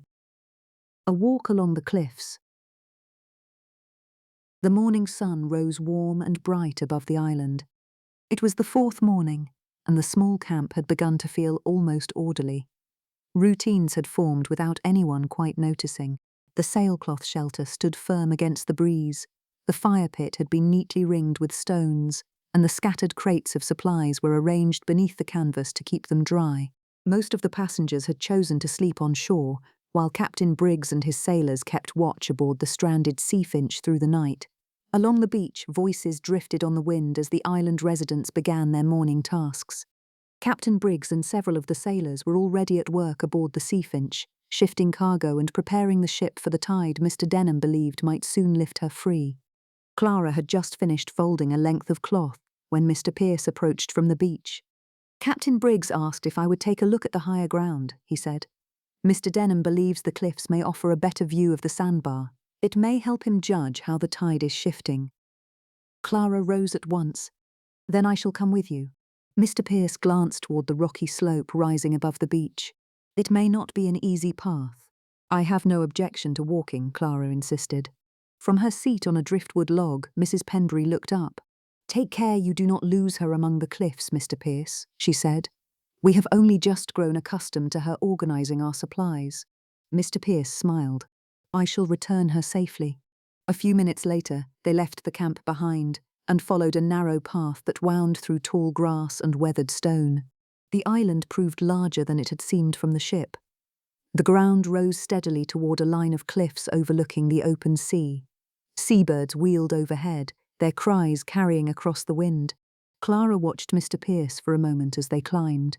He moved easily over the uneven ground, pausing now and then to study the lie of the land and the curve of the shore below.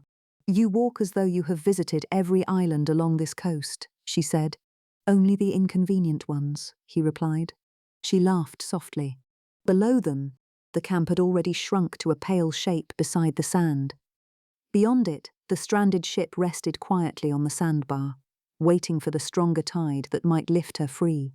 Clara paused to look back. "It is strange," she said, "how quickly one becomes accustomed to such a situation." Mr. Pierce followed her gaze. "At first, it seemed a disaster. Now it begins to feel more like a delay." They continued climbing toward the higher ground. At last, they reached a broad ledge near the edge of the cliffs. From there, the whole island lay beneath them. The camp stood clearly visible below, and beyond it the sea stretched wide and bright beneath the morning sun. The wind moved steadily through the grass, carrying the clean scent of salt and stone. Clara rested one hand against a warm rock. "It is beautiful here," she said. "Yes," Mr. Pierce agreed. He stepped nearer the edge and studied the water below for a long moment. From that height, Clara could see the sandbar more clearly than she had from the beach. The water beyond it shifted from pale green to a deeper blue in a narrow, curving line. Mr. Pierce pointed. "There," he said. "Do you see how the water darkens along the far side of the bar?" Clara narrowed her eyes against the sunlight. "Yes, I do. That must be the deeper channel. If the tide rises enough, Captain Briggs may have a better chance of turning her that way when she lifts." Clara followed the shape of it with her gaze. "Then the climb was worthwhile." "I believe so," he said. For a few moments, neither spoke. Then Clara said quietly, "Yesterday you spoke of leaving your former life behind. I wondered if that was difficult." Mr. Pierce sat on the stone beside her. "It was," he said simply. "For a time, smuggling seemed like freedom. One could earn money quickly and answer to no one. And yet you left." His gaze moved out across the water. "One grows tired of watching the horizon for trouble. Tired of living a life that must always remain half hidden." The wind stirred the grass along the cliff. "I have begun a legitimate trading business in Portsmouth," he continued. "There is less profit, but also fewer reasons to look over one's shoulder." Clara smiled faintly. "That sounds like an improvement." "It is." He glanced toward her. "And what of you, Mrs. Hawthorne? You speak of your estate as though it were a burden." Clara folded her hands together. "It is not the land that troubles me," she said.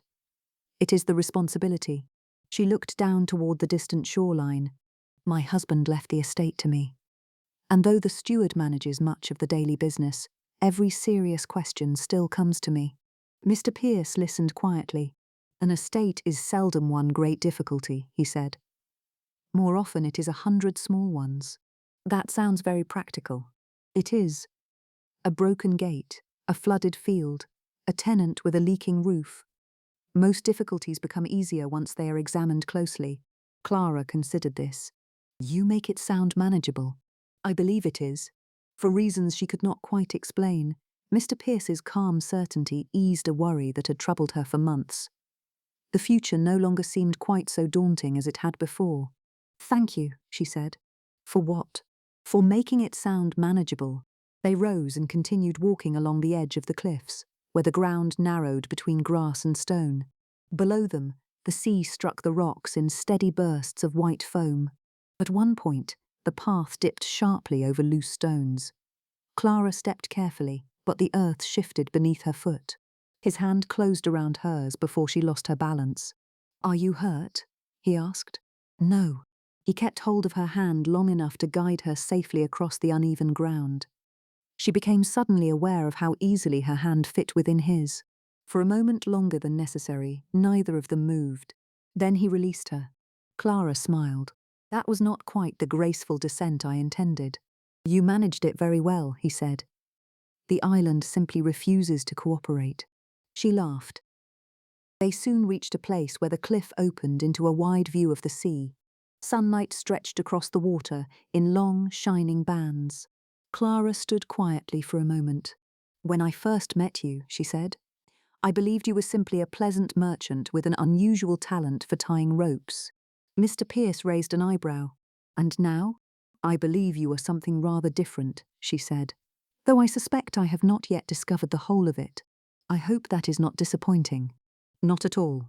The wind moved gently through the grass around them. For a moment neither spoke, yet the silence felt comfortable rather than uncertain. At last Mr. Pierce said quietly, If I disappoint you later, remember that I have never claimed to be perfect. Clara smiled. I should distrust any man who did. He laughed softly. Together they turned and began walking back toward the beach, where the small camp waited below. And though nothing about the island had changed, Clara felt certain that something between them had. The path down from the cliffs proved easier than the climb. The wind had softened as the afternoon sun warmed the rocks, and the scent of wild thyme rose beneath their steps where it grew between the stones. For a time Clara and Mr. Pierce walked in comfortable silence. Below them the island spread out in quiet detail. The small camp beside the beach was now clearly visible again, the pale sailcloth shelter bright against the sand. Smoke rose in a thin grey line from the fire pit, where someone had added fresh driftwood. Mrs. Pembury has likely begun organising the afternoon, Clara said. Mr. Pierce smiled. She appears to consider organisation a form of recreation. I suspect she would agree. As they descended the final stretch of grass-covered slope, voices drifted upward from the shore. Miss Fairley stood near the shelter speaking with Commander Ashford, while Mr. Vale knelt near a cluster of rocks examining something with great concentration. Miss Grant sat nearby upon a crate, her shawl arranged carefully around her shoulders as she observed the scene as though it were a performance. Clara paused halfway down the slope to watch them. It seems the island has become quite lively. Mr. Pierce followed her gaze. I believe Miss Grant could make any place lively. That is certainly true. As they reached the edge of the beach, the sand felt warm beneath their shoes, and the steady sound of the sea surrounded them once more. Miss Fairley noticed them first. There you are, she called cheerfully. We were beginning to think the island had claimed you. Mr. Pierce laughed. I assure you it made the attempt, but we escaped. Mr. Vale looked up from the rock he had been studying. Did the cliffs reveal anything useful? A little, Mr. Pierce replied. From the cliffs we could see a deeper channel running beyond the far side of the sandbar. If the tide rises enough, it may give Captain Briggs a better chance of turning the ship into deeper water. That is excellent news, Mr. Vale said with enthusiasm. Miss Grant raised an eyebrow. I cannot imagine anything more thrilling than a discussion of channels and tides. At that moment the ship's boat appeared beyond the sandbar, moving steadily toward the shore. Miss Grant shaded her eyes. At last, she said, civilization returns. The boat reached the beach a few minutes later. Mr. Denham stepped out first, pushing the bow farther onto the sand before turning back to assist the sailors. Behind him, two of the crew lifted a small crate and a wrapped bundle of provisions from the boat. Mrs. Pembury approached from the shelter as he came ashore. Well, Mr. Denham, she said, has Captain Briggs delivered his verdict upon the sea? Mr. Denham brushed a little sand from his sleeve and inclined his head. He has delivered several, he replied mildly, most of them cautious. Mrs. Pembury smiled faintly. I suspected as much. Behind them, the sailors carried the crate toward the shelter. My dear friends, Mrs. Pembury announced as she approached. Captain Briggs has not only spent the morning discussing tides with admirable dedication, but has also provided us with a modest improvement to our larder. Miss Fairley brightened at once. Food? Indeed, Mrs. Pembury replied. Biscuits, a little salt pork, and, most importantly, tea. Miss Grant placed a hand dramatically over her heart. Captain Briggs, you have saved us all. Mr. Denham smiled mildly. Captain Briggs insisted the supplies would be safer ashore than in the cabin, where Mrs. Penbury could reorganize them. Mrs. Penbury's sharp grey eyes moved thoughtfully across the camp, and then, very deliberately, toward Clara and Mr. Pierce standing nearby. How fortunate, she added mildly, that the island has provided everyone with such agreeable ways to occupy their afternoons. Mr. Denham glanced in the same direction and allowed himself the faintest smile.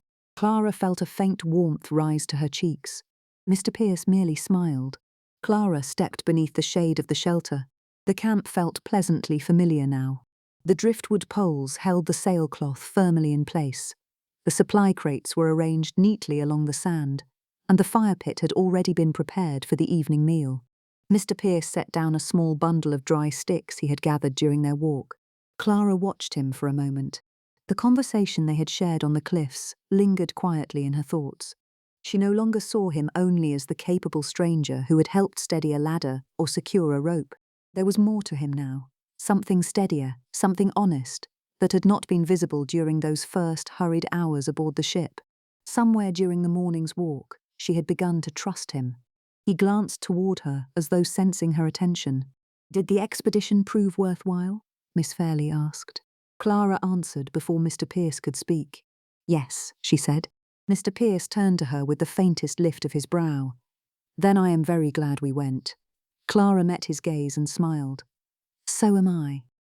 Above them, the afternoon light stretched across the sea, and the quiet island settled once more into its peaceful rhythm. Beyond the sandbar, the tide was slowly rising toward the stranded ship.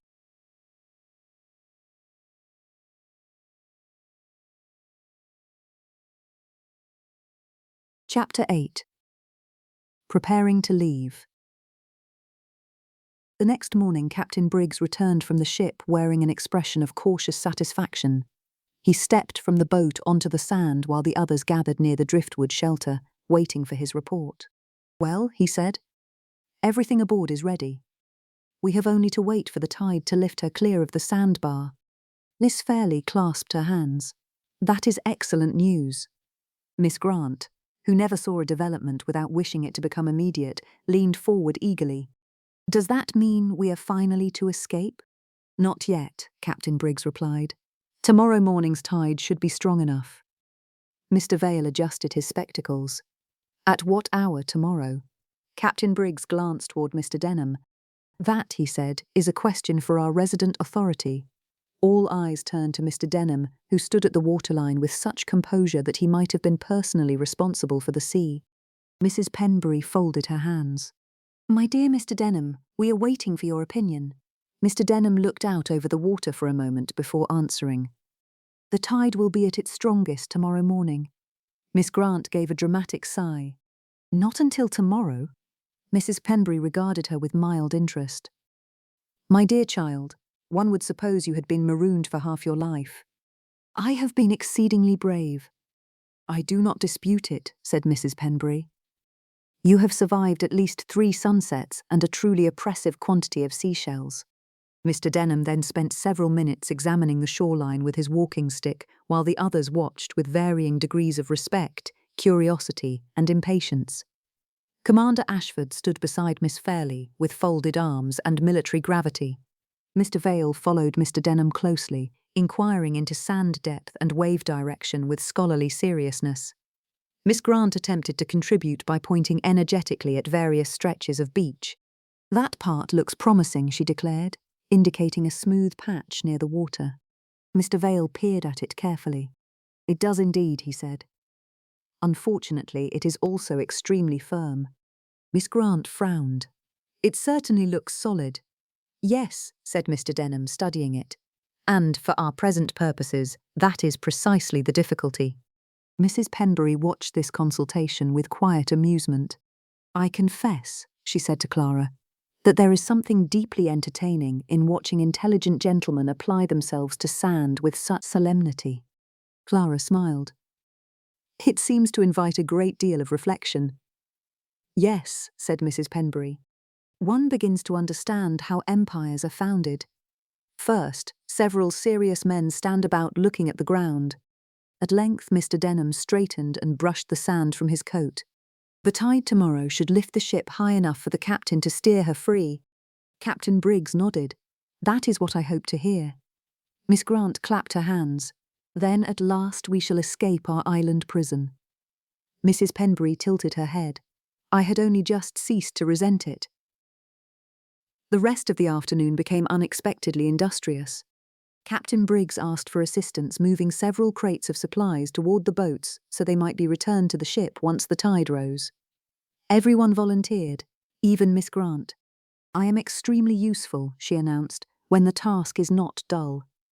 Miss Fairley attempted to carry a small box of tools across the sand. Commander Ashford immediately relieved her of it. "You will strain yourself." "I am stronger than I appear," Miss Fairley protested. "That may very well be," he said calmly, "but the box remains heavier than you." Nearby, Mr. Vale had already discovered another shell. "Remarkable," he murmured. Miss Grant looked over his shoulder skeptically. "I think you must have found the most extraordinary beach in England." "I should not wonder if I have," said Mr. Vale. The work went on for much of the afternoon as the tide slowly crept higher along the shore. At first everyone set about the business with admirable determination. Unfortunately, determination and efficiency did not always travel together. Miss Grant seized a crate which quite plainly required 2 people. "It is not in the least heavy," she declared. The crate immediately tipped sideways and slid from her grasp into the sand. Commander Ashford stepped forward. "I believe the crate holds a different opinion." Miss Grant brushed the sand from her gloves with dignity. "The crate is badly organized." Mr. Vale looked down at it. "It contains cooking pots." "That explains everything," she said firmly. "No object associated with boiled potatoes can be expected to behave properly." Not far away, Miss Fairley had been entrusted with several coils of rope. She managed the first 2 successfully, though by the third she looked less certain. Commander Ashford noticed at once. "Miss Fairley, you need not undertake everything yourself." "I am perfectly capable," she replied. She attempted to lift another coil. The rope slipped at once from her hands and unrolled itself halfway across the beach with great confidence. For a moment, everyone watched it travel. Mr. Pierce bent to retrieve the end. "I believe it has formed an escape plan." Miss Fairley laughed. "Then it is cleverer than the rest of us, for it has not had to wait for the tide." Mrs. Penbury, who had established herself very comfortably upon a driftwood log, observed the whole scene with bright satisfaction. "My dear Commander Ashford," she said, "you appear to have taken command of the island." He straightened slightly. "I am merely assisting." "Of course," said Mrs. Penbury, "though your assistance does seem very particularly bestowed." He glanced, almost despite himself, toward Miss Fairley. "I do not think Miss Fairley should be carrying heavy crates." Mrs. Penbury smiled faintly. "Your concern does you credit, also your timing. You are always within 3 feet of her difficulties." Meanwhile, Mr. Vale had discovered yet another cluster of shells near the rocks. "These are quite extraordinary," he said. Miss Grant leaned over his shoulder. "They all look exactly alike." "Not at all," Mr. Vale replied, with quiet excitement. "Observe the subtle variation in their markings."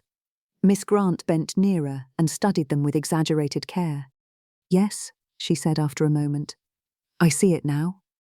Mr. Vale brightened. "You do?" "No," she said cheerfully. "But I admire your devotion." Mr. Pierce and the sailors carried the heaviest crates toward the boats while the others conveyed smaller bundles across the sand under Captain Briggs's direction. Little by little the supplies gathered beside the boats until the camp began to look less settled than it had the day before. The shelter, once the center of their activity, now stood nearly empty except for a few blankets. For several days the island had contrived to feel almost like home. Now it was once more what it had always been, a place borrowed from circumstance and soon to be relinquished. Mrs. Penbury rose from her driftwood seat and surveyed the beach. "Well," she said, "our civilization is dismantling itself." Mr. Denham nodded. "A temporary society." "Yes," said Mrs. Penbury, "and, I think, a rather agreeable one, though admittedly not a society in which one may order tea with any confidence." By evening, the crates had been stacked neatly beside the boats, and the island grew quiet again. The others gathered by the fire while the sky turned gold over the sea. Driftwood burned slowly, casting a soft glow across the sand, and the evening breeze carried the scent of salt and smoke. Miss Grant sat upon an overturned crate, watching the rising tide with an air of theatrical reflection. "I feel we ought to say something memorable before we depart," she announced. Mr. Vale looked up from the shell in his hand. "Such as what?" "I have not yet determined it," she admitted. "But departures ought to be marked by speeches, otherwise one might leave a place exactly as one leaves a grocer." Mrs. Penbury leaned back against the driftwood log. "My dear Miss Grant, if every departure required a speech, no one in society would ever get as far as the front door." Mr. Denham chuckled softly. "That is certainly true of London." Miss Fairley smiled. "I should prefer something simpler." "What sort of simplicity?" Miss Grant asked. Miss Fairley glanced around the quiet shore. "Perhaps only that we endured it." Mr. Pierce added another small piece of wood to the fire. "I believe the captain would prefer that we say we escaped it." "Escaped?" said Mrs. Penbury thoughtfully. She looked around at the peaceful beach, the small shelter, and the calm sea beyond. "My dear Mr. Pierce, if this is captivity, it has been conducted with unusual good taste." A soft ripple of laughter moved through the group. Clara stood a little apart, near the edge of the sand, watching the tide creep steadily higher. Mr. Pierce came to stand beside her. "You are thinking of tomorrow?" "Yes." For a moment they watched the water together. "I believe I shall miss this more than I expected," Clara said. "The island?" She shook her head slightly. "The companionship."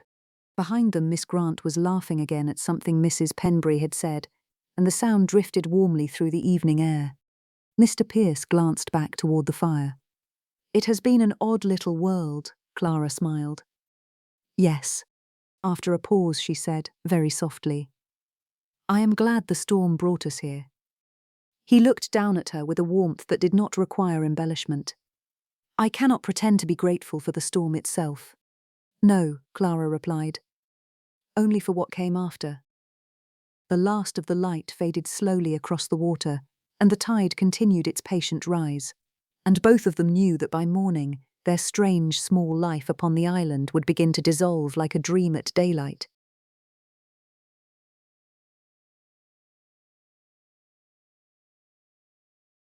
Chapter 9. The Storm Returns. The morning began with steady activity along the shore. Captain Briggs and his crew moved between the island and the stranded ship, carrying the last crates of supplies back to the deck of the Sea Finch. The tide had begun its slow rise, and every eye watched the water with quiet anticipation. If the weather held, the ship might float free before noon. Clara stood near the shelter, folding the final blanket, when Mrs. Penbury looked up at the sky. "My dear," she said thoughtfully, "I do not like that cloud."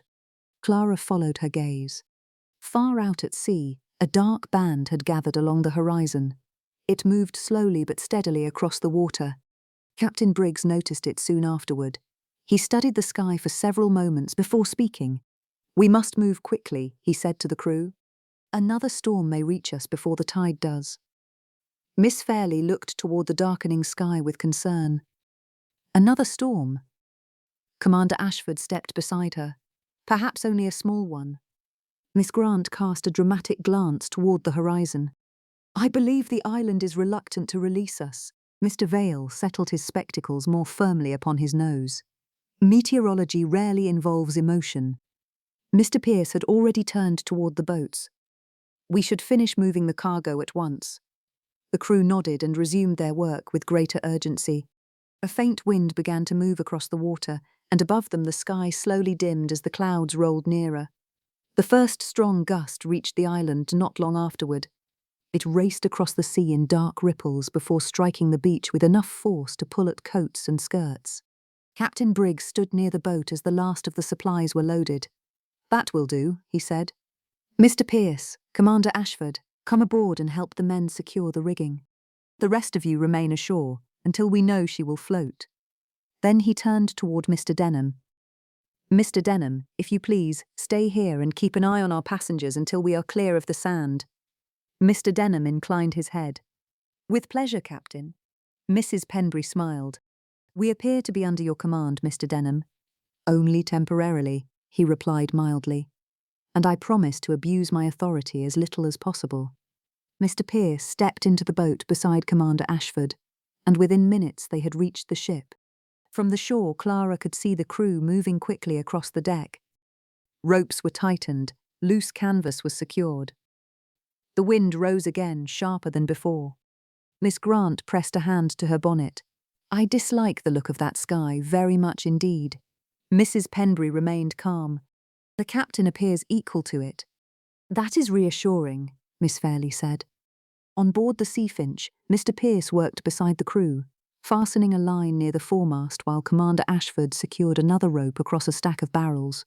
The storm will be here soon, one of the sailors said. Mr. Pierce glanced toward the gathering clouds. Yes, he replied. Still the tide continued to rise beneath the hull. If the ship lifted free before the storm broke in earnest, they might yet escape the sandbar. A stronger gust swept across the water. The small boat jerked sharply against the line that held it beside the hull. Loose canvas snapped against the mast. On shore, Clara felt the wind tug harder at her coat as sand skittered over the beach. Captain Briggs looked once more toward the horizon. The dark cloud bank now stretched across half the sky. The wind strengthened steadily as the men continued their work. Waves struck the sandbar beneath the hull with increasing force. Commander Ashford secured the last knot and stepped back. That should hold, he said. Mr. Pierce nodded, though his eyes remained on the water below. The sea had changed. Long, dark swells rolled toward the ship, lifting her slightly before letting her settle again against the sand. One sailor leaned over the rail. It feels different already. It does, Mr. Pierce agreed. Captain Briggs stood at the helm, watching both tide and sky with equal attention. We shall know soon enough, he said. Mr. Pierce glanced toward the island. From this distance, the little camp looked strangely peaceful, despite the approaching storm. The sailcloth shelter still stood against the wind, and the figures on the shore watched the ship with anxious stillness. He found himself searching for Clara among them. Another wave struck the sandbar. A deep grinding sound came from beneath the hull, and this time the ship shifted beneath their feet. Did you feel that? The sailor asked. Mr. Pierce nodded. The tide is lifting her. On the island, Clara stood near the waterline, watching the ship with fixed attention. The sky had grown much darker than seemed possible for late morning. Near her, Mr. Denham stood with his walking stick planted firmly in the sand, studying the tide with grave concentration. Mrs. Penbury came to stand beside Clara. You are worried, she said gently. Clara did not deny it. If the storm arrives before the tide lifts the ship, Mrs. Penbury followed her gaze toward the vessel. The captain will manage, she said calmly. Clara nodded, though her eyes remained on the ship. She could see Mr. Pierce moving along the deck with the crew, his coat drawn tight by the rising wind. The calm sea of the morning had vanished, replaced by restless swells that struck the sandbar with growing force. Miss Fairley joined them. He will be safe, she said quietly. Clara hoped she was right. Another gust swept across the shore. The ship rose slightly with the next wave, then settled once more. Mr. Denham leaned lightly on his walking stick, still watching the tide along the bar. For a moment Clara's breath caught. If the storm worsened, the ship might be trapped again. And the thought of Mr. Pierce caught in another storm filled her with a fear she could no longer pretend was merely concern for a fellow traveller. She remained by the waterline, watching the ship with unwavering attention. From time to time she could make out the figures of the crew moving along the deck as they checked the ropes and sails against the wind. Even at that distance she could recognize Mr. Pierce among them. He moved with the same calm purpose she had noticed from the first day aboard ship. Mrs. Penbury and Miss Fairley eventually withdrew toward the shelter, leaving Clara alone near the shore. Only Mr. Denham remained nearby, silent and watchful, his stick planted in the wet sand as the tide crept higher. The sea had grown darker still. Long grey swells rolled toward the stranded vessel, striking the hull with dull, hollow force. Clara folded her arms against the wind. Only a few days earlier, Mr. Pierce had been little more than a stranger met by chance on a voyage. Now she could not watch the ship without searching for him. She wondered when that change had come. Perhaps during their quiet conversation beside the fire, or during their walk along the cliffs, when he had spoken so honestly about leaving his former life behind. Or perhaps even earlier, when he had secured her with a rope during the storm.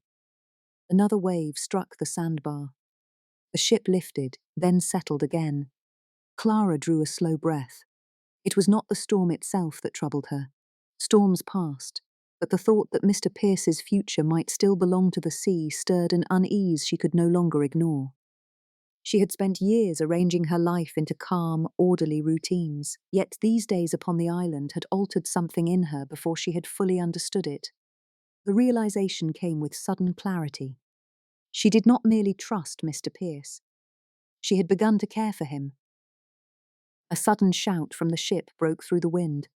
Clara lifted her head as the crew moved quickly across the deck once more.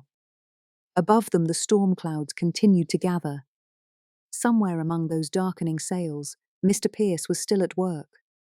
The first drops of rain struck the sand soon afterward. The wind turned colder as the rain began to fall in earnest.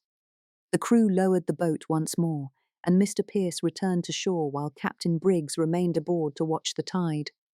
Clara met him by the waterline. "Is she beginning to float?" she asked. Mr. Pierce glanced back toward the ship. "Not yet. The tide is lifting her, but she has not broken free." The wind drove the waves harder against the shore. Clara looked toward the dark sky. "I thought we were finished with storms." "So did I," he said quietly. For a moment they stood together in the rain. Then Clara spoke. "When you told me about your past, I believed I understood it." Mr. Pierce waited. "But watching you out there," she glanced toward the ship, "I realized something else." "What is that?" "That you have already taken enough risks at sea." Mr. Pierce studied her face carefully. "You fear I will return to that life. I fear the sea will not give you the chance to leave it behind." The wind carried the sound of the surf between them. Mr. Pierce stepped a little closer. "Mrs. Hawthorne," he said quietly, "I intend to make a respectable life in trade." Clara met his eyes. "I believe you." For a moment he said nothing. The wind had blown loose strands of her chestnut hair across her cheek, and the grey sky behind her made the blue of her dress seem almost silver in the dim light. "I have made mistakes," he said at last. "More than once, but I have no wish to return to the man I was then." Clara did not look away. "It is not your past that troubles me," she said. "No?" "It is uncertainty." Mr. Pierce nodded slowly. "That is fair." She glanced toward the ship again, where the crew still moved across the deck. "Life rarely provides guarantees." "No," he said, "but from time to time it offers an opportunity." Clara looked back at him. "And what opportunity do you see now?" Mr. Pierce hesitated only briefly. "One that begins when this voyage ends." His voice remained calm, but the meaning was unmistakable. Warmth rose unexpectedly through Clara despite the cold wind. "You speak with great confidence, Mr. Pierce." He met her gaze. "I speak with hope." For a moment neither of them moved, then Mr. Pierce glanced once more toward the ship. "If the tide continues to rise, the captain will have her free before long. And if he does," he looked at her steadily, "then we shall go ashore with a rather unusual story." A faint smile touched Clara's lips. "Yes," she said softly, "we shall." Beyond them, the tide continued to rise beneath the darkening sky, and with it came the promise that before long their strange island interlude would finally end.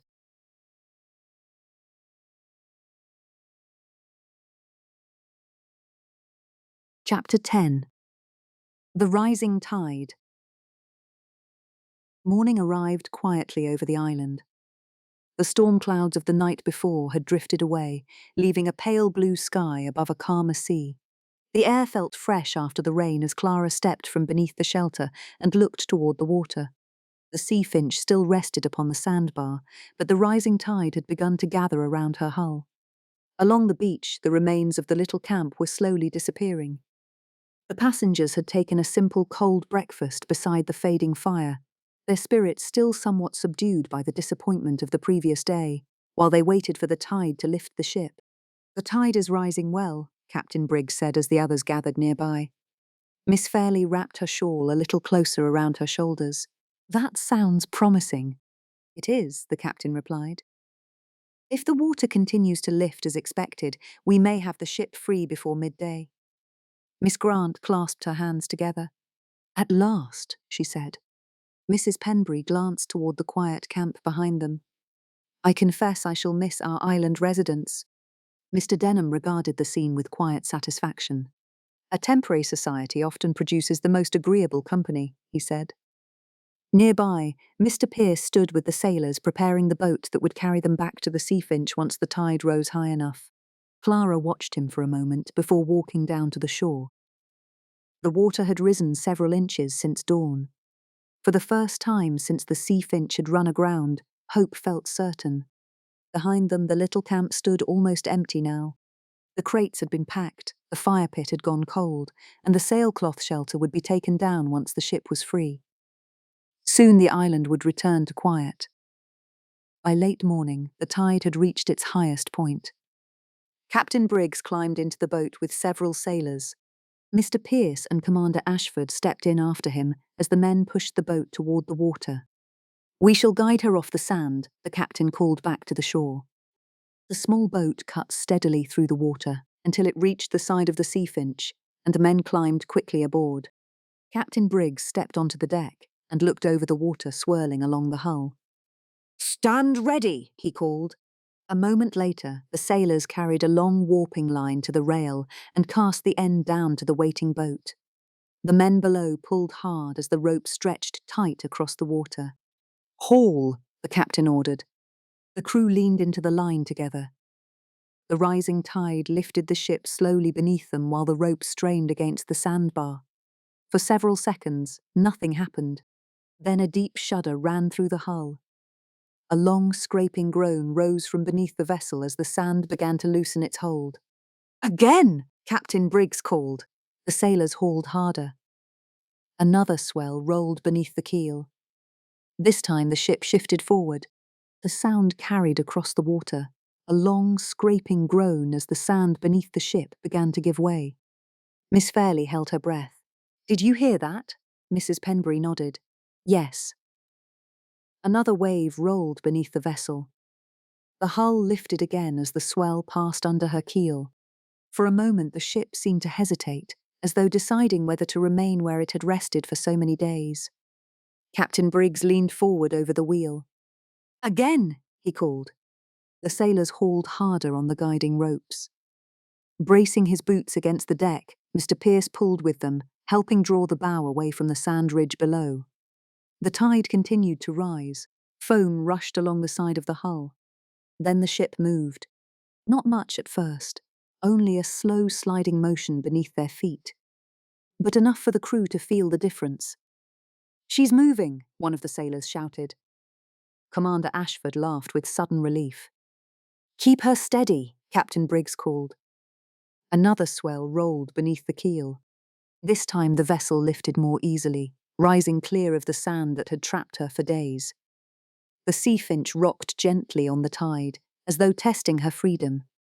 Then she drifted forward into deeper water. From the island, a cheer drifted across the air. Mr. Pierce glanced toward the shore and saw the small group standing together near the waterline.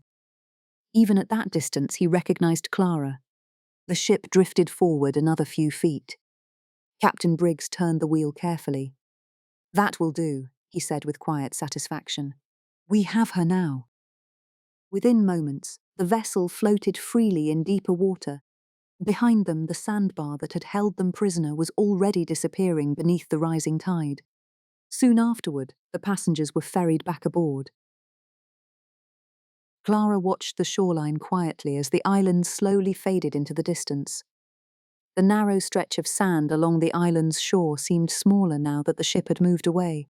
The place where they had built their shelter was barely visible among the rocks, and the quiet beach already looked untouched by their brief stay. Soon only the outline of the little island remained against the quiet sea. Miss Fairley joined her at the rail. "It seems strange to leave." "Yes," Clara said. Miss Grant appeared beside them. "I should very much like to know what the island will think of us after we are gone." "I doubt it will think anything at all," Mr. Vale said. "That is disappointing," she replied. Captain Briggs ordered the sails raised. The canvas filled with the morning wind, and the ship turned slowly toward the open sea. The island drifted gradually behind them. The ship moved steadily, and the familiar motion of the sea returned beneath their feet after the long stillness on the sandbar. Miss Fairley leaned slightly over the rail, watching the narrow beach grow smaller. "I believe I shall always remember that little island," she said. Commander Ashford stood beside her. "You speak of it as though we spent a year there. It felt much longer than a few days," Miss Fairley replied. Miss Grant turned back toward the fading shoreline. "I regret that I never discovered its true name," she said thoughtfully. Mr. Vale adjusted his spectacles. "Many small islands along this coast remain unnamed." "That seems very careless," Miss Grant said. "Every proper place ought to have a name." Mrs. Penbury rested her gloved hands on the rail. "If it had one," she said calmly, "I suspect we would remember it forever." Mr. Denham smiled faintly. "Then perhaps it is better that it does not." Miss Grant looked back toward the receding shore. "If it must have a name," she said thoughtfully, "perhaps it should be something romantic." Mrs. Penbury raised an eyebrow. "Such as?" Miss Grant smiled. "The Island of Stranded Hearts." Behind them, a sailor loosened a line as the wind filled the sails more strongly. The ship turned slightly toward deeper water, and the distance between the vessel and the island widened. Only the general shape of the island remained clear now. "It looks very small from here," Miss Fairley said. Mrs. Penbury nodded. "Yes," she replied. "But I suspect it will appear much larger in our memories." A light laugh moved through the group. For a few moments more, they remained at the rail together, watching the island slowly disappear behind them. At last, the others drifted away. Clara lingered a moment longer before Mr. Pierce joined her. "It appears our adventure has ended," he said. Clara looked back toward the fading island before answering. "Yes." The sea stretched calm and bright ahead of them. Mr. Pierce rested his hands lightly on the rail. "When I first boarded this ship," he said, "I expected nothing more than a short journey along the coast." Clara looked at him. "So did I." "And yet we found ourselves stranded on an island," Mr. Pierce said. He smiled slightly. "I believe the storm may have served a purpose after all." Clara understood at once. "It introduced us." "It did," Mr. Pierce said. With a small smile, he turned toward her. "Mrs. Hawthorne, when we return to the mainland, I should like to visit your estate." Clara raised an eyebrow. "As a merchant?" "As a friend," he said. "And perhaps something more." Clara felt the warmth of the morning sun across the deck. The uncertainty she had felt only days before had quieted now. "I believe I would like that very much," she said gently. For a moment, neither of them spoke. Clara let her gaze drift toward the open water. Only a faint shape of the island remained now. "It seems curious," she said, "that a place we never intended to visit should change so much." Mr. Pierce met her gaze. "Storms have a way of doing that." Clara turned to him. "I do not mean the storm." "No," he said quietly. "Neither do I." Sunlight spread across the deck as the ship continued along the coast. Behind them, Miss Fairley and Miss Grant were already discussing the comforts of dry land, while Commander Ashford stood beside them listening with patient amusement. Mrs. Penbury and Mr. Denham stood together at the rail, observing the horizon with calm satisfaction. Mr. Vale, meanwhile, had already discovered a small cluster of barnacles along the ship's rail and was examining them with scholarly enthusiasm. Clara glanced briefly toward the others. "I suspect Mrs. Penbury will have questions once we reach Brighton," she said. He smiled. "I imagine she already knows the answer." "That would not surprise me," Clara laughed. For a moment, Clara studied his expression again. The calm confidence she had noticed since the first day aboard the ship, now softened by something warmer. "Mr. Pierce," she said gently, "I believe the island may have done us both a favour." Mr. Pierce considered that. "Yes," he said quietly, "I believe it did." The ship sailed steadily onward beneath the clear morning sky. Behind them, the island of stranded hearts faded slowly into the distance. None aboard the Sea Finch would forget how a storm and a small island had quietly changed the course of their lives.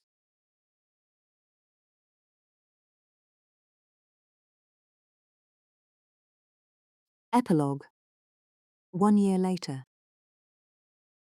The summer afternoon lay warm and bright along the Sussex coast. From the terrace of Seabrook House, the sea could be seen beyond the gardens, its surface shining pale blue beneath the sun. A soft breeze moved through the hedges and stirred the climbing roses that framed the stone path leading down toward the lawns. Clara stood beside the front steps, watching the first carriage arrive along the narrow drive. She wore a gown of soft pale blue muslin, with a graceful neckline, short puffed sleeves, and delicate white embroidery scattered across the skirt like small blossoms. A pale sash defined her waist, and a gauzy wrap lay loosely about her arms. A delicate strand of pearls rested at her throat, and the breeze lifted a few loose curls beside her temple. The carriage rolled to a gentle stop. The door opened almost at once, and Commander Robert Ashford stepped down first before turning to offer his hand to his wife. Lydia Ashford descended with cheerful energy, her bonnet ribbons fluttering in the warm air. "Clara!" she exclaimed. Clara laughed and moved forward to greet her. "You arrived sooner than I expected." Lydia glanced toward the house with approval. "I see Seabrook House suits you very well." "The roads were unusually cooperative today," Robert said. Lydia slipped her arm easily through his. "My husband insisted we leave early," she said brightly. "He claims punctuality is a naval habit." Robert gave a quiet, resigned smile. "I merely suggested that arriving before sunset would be sensible." Clara smiled warmly at them both. "I am very glad you came." Behind them, another carriage approached the drive. Mrs. Penbury and Mr. Denham arrived a few minutes later, continuing their conversation as they stepped down from the carriage. The cliffside house, which had once seemed quiet and solitary, soon filled with familiar voices. Within the hour, the garden terrace had grown lively with conversation. A long table stood beneath the shade of a broad elm overlooking the sea. White linen covered its surface, and several dishes had already been placed along its length. Fresh bread rested beside platters of roasted chicken, bowls of summer vegetables, soft cheeses, and bright strawberries glistening in their juice. Miss Ophelia Grant arrived just as the lemonade was being poured. "My dear friends," she declared as she crossed the lawn. "You see? She always arrives precisely when the food appears," Lydia laughed. Ophelia placed a hand dramatically upon her chest. "I am deeply offended by that accusation." Mrs. Penbury gave her a sly smile. "At least you are not responsible for the cooking today." Ophelia hesitated. "The fish was unfortunate." "Unfortunate, perhaps, but memorable," Mr. Denham said thoughtfully. Ophelia lifted her chin. "Cooking upon a beach during a storm is not, I assure you, an ideal culinary situation." "I do not recall a storm on that particular occasion, only smoke, confusion, and your unfortunate fish, which, if I recall correctly, had to be rescued by someone else entirely," Lydia said with a laugh. Benedict Vale, who had arrived carrying a small wooden box which he had set carefully upon the table, looked up from his specimens. "I suspect your future successes will take place upon a stage rather than in a kitchen," he said. Ophelia, choosing to ignore the remark entirely, leaned closer to the box. "They are shells, I presume." Benedict nodded, as though no other answer were possible. "Of course." I admire your dedication, she said. Not every gentleman could devote himself so earnestly to creatures that have already vacated the premises. Nearby, Robert had begun discussing shipping routes with Mr. Denham at the far end of the terrace. For a moment, Clara watched the gathering with gentle contentment.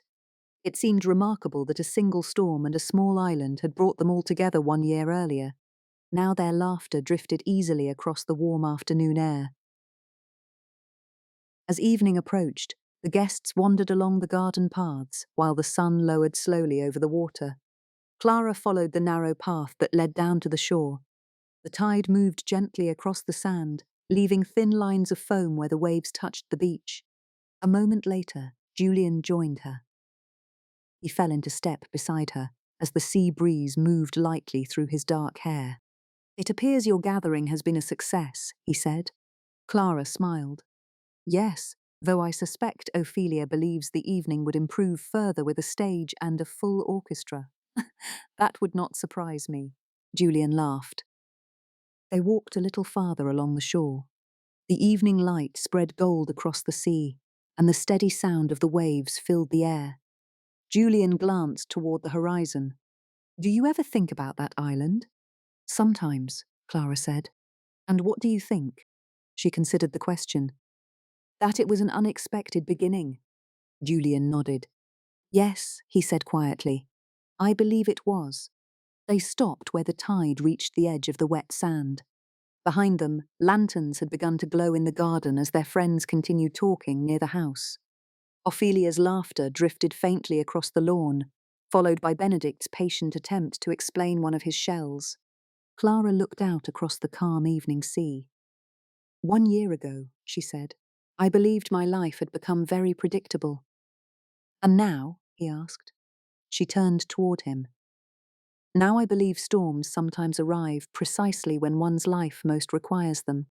For a moment they stood together, watching the tide rise and fall along the shore. Then Julian reached for his wife's hand, his fingers closing warmly around Clara's. "Mrs. Pierce," he said softly, "I shall always be grateful for that storm." The small gold ring upon Clara's finger caught the last light of the evening sun, glinting softly as the waves moved across the sand. Far above them, the sky slowly faded toward twilight. Though the little island that had first brought them together lay far beyond sight, its memory remained in every wave that reached the shore. For sometimes, a storm changes the course of a voyage and the course of a life.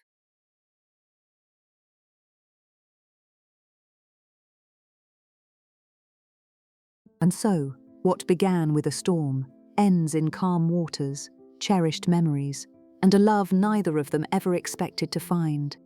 If you enjoyed this gentle Regency romance, another awaits. A Matter of Breath is waiting for you now. A tender story of illness, restraint, and forbidden love, where a lady and her doctor must hide all that their hearts begin to understand. Tap the video on your screen to continue listening. I shall return soon with another romance, unless I've been spirited away by moonlight and mischief.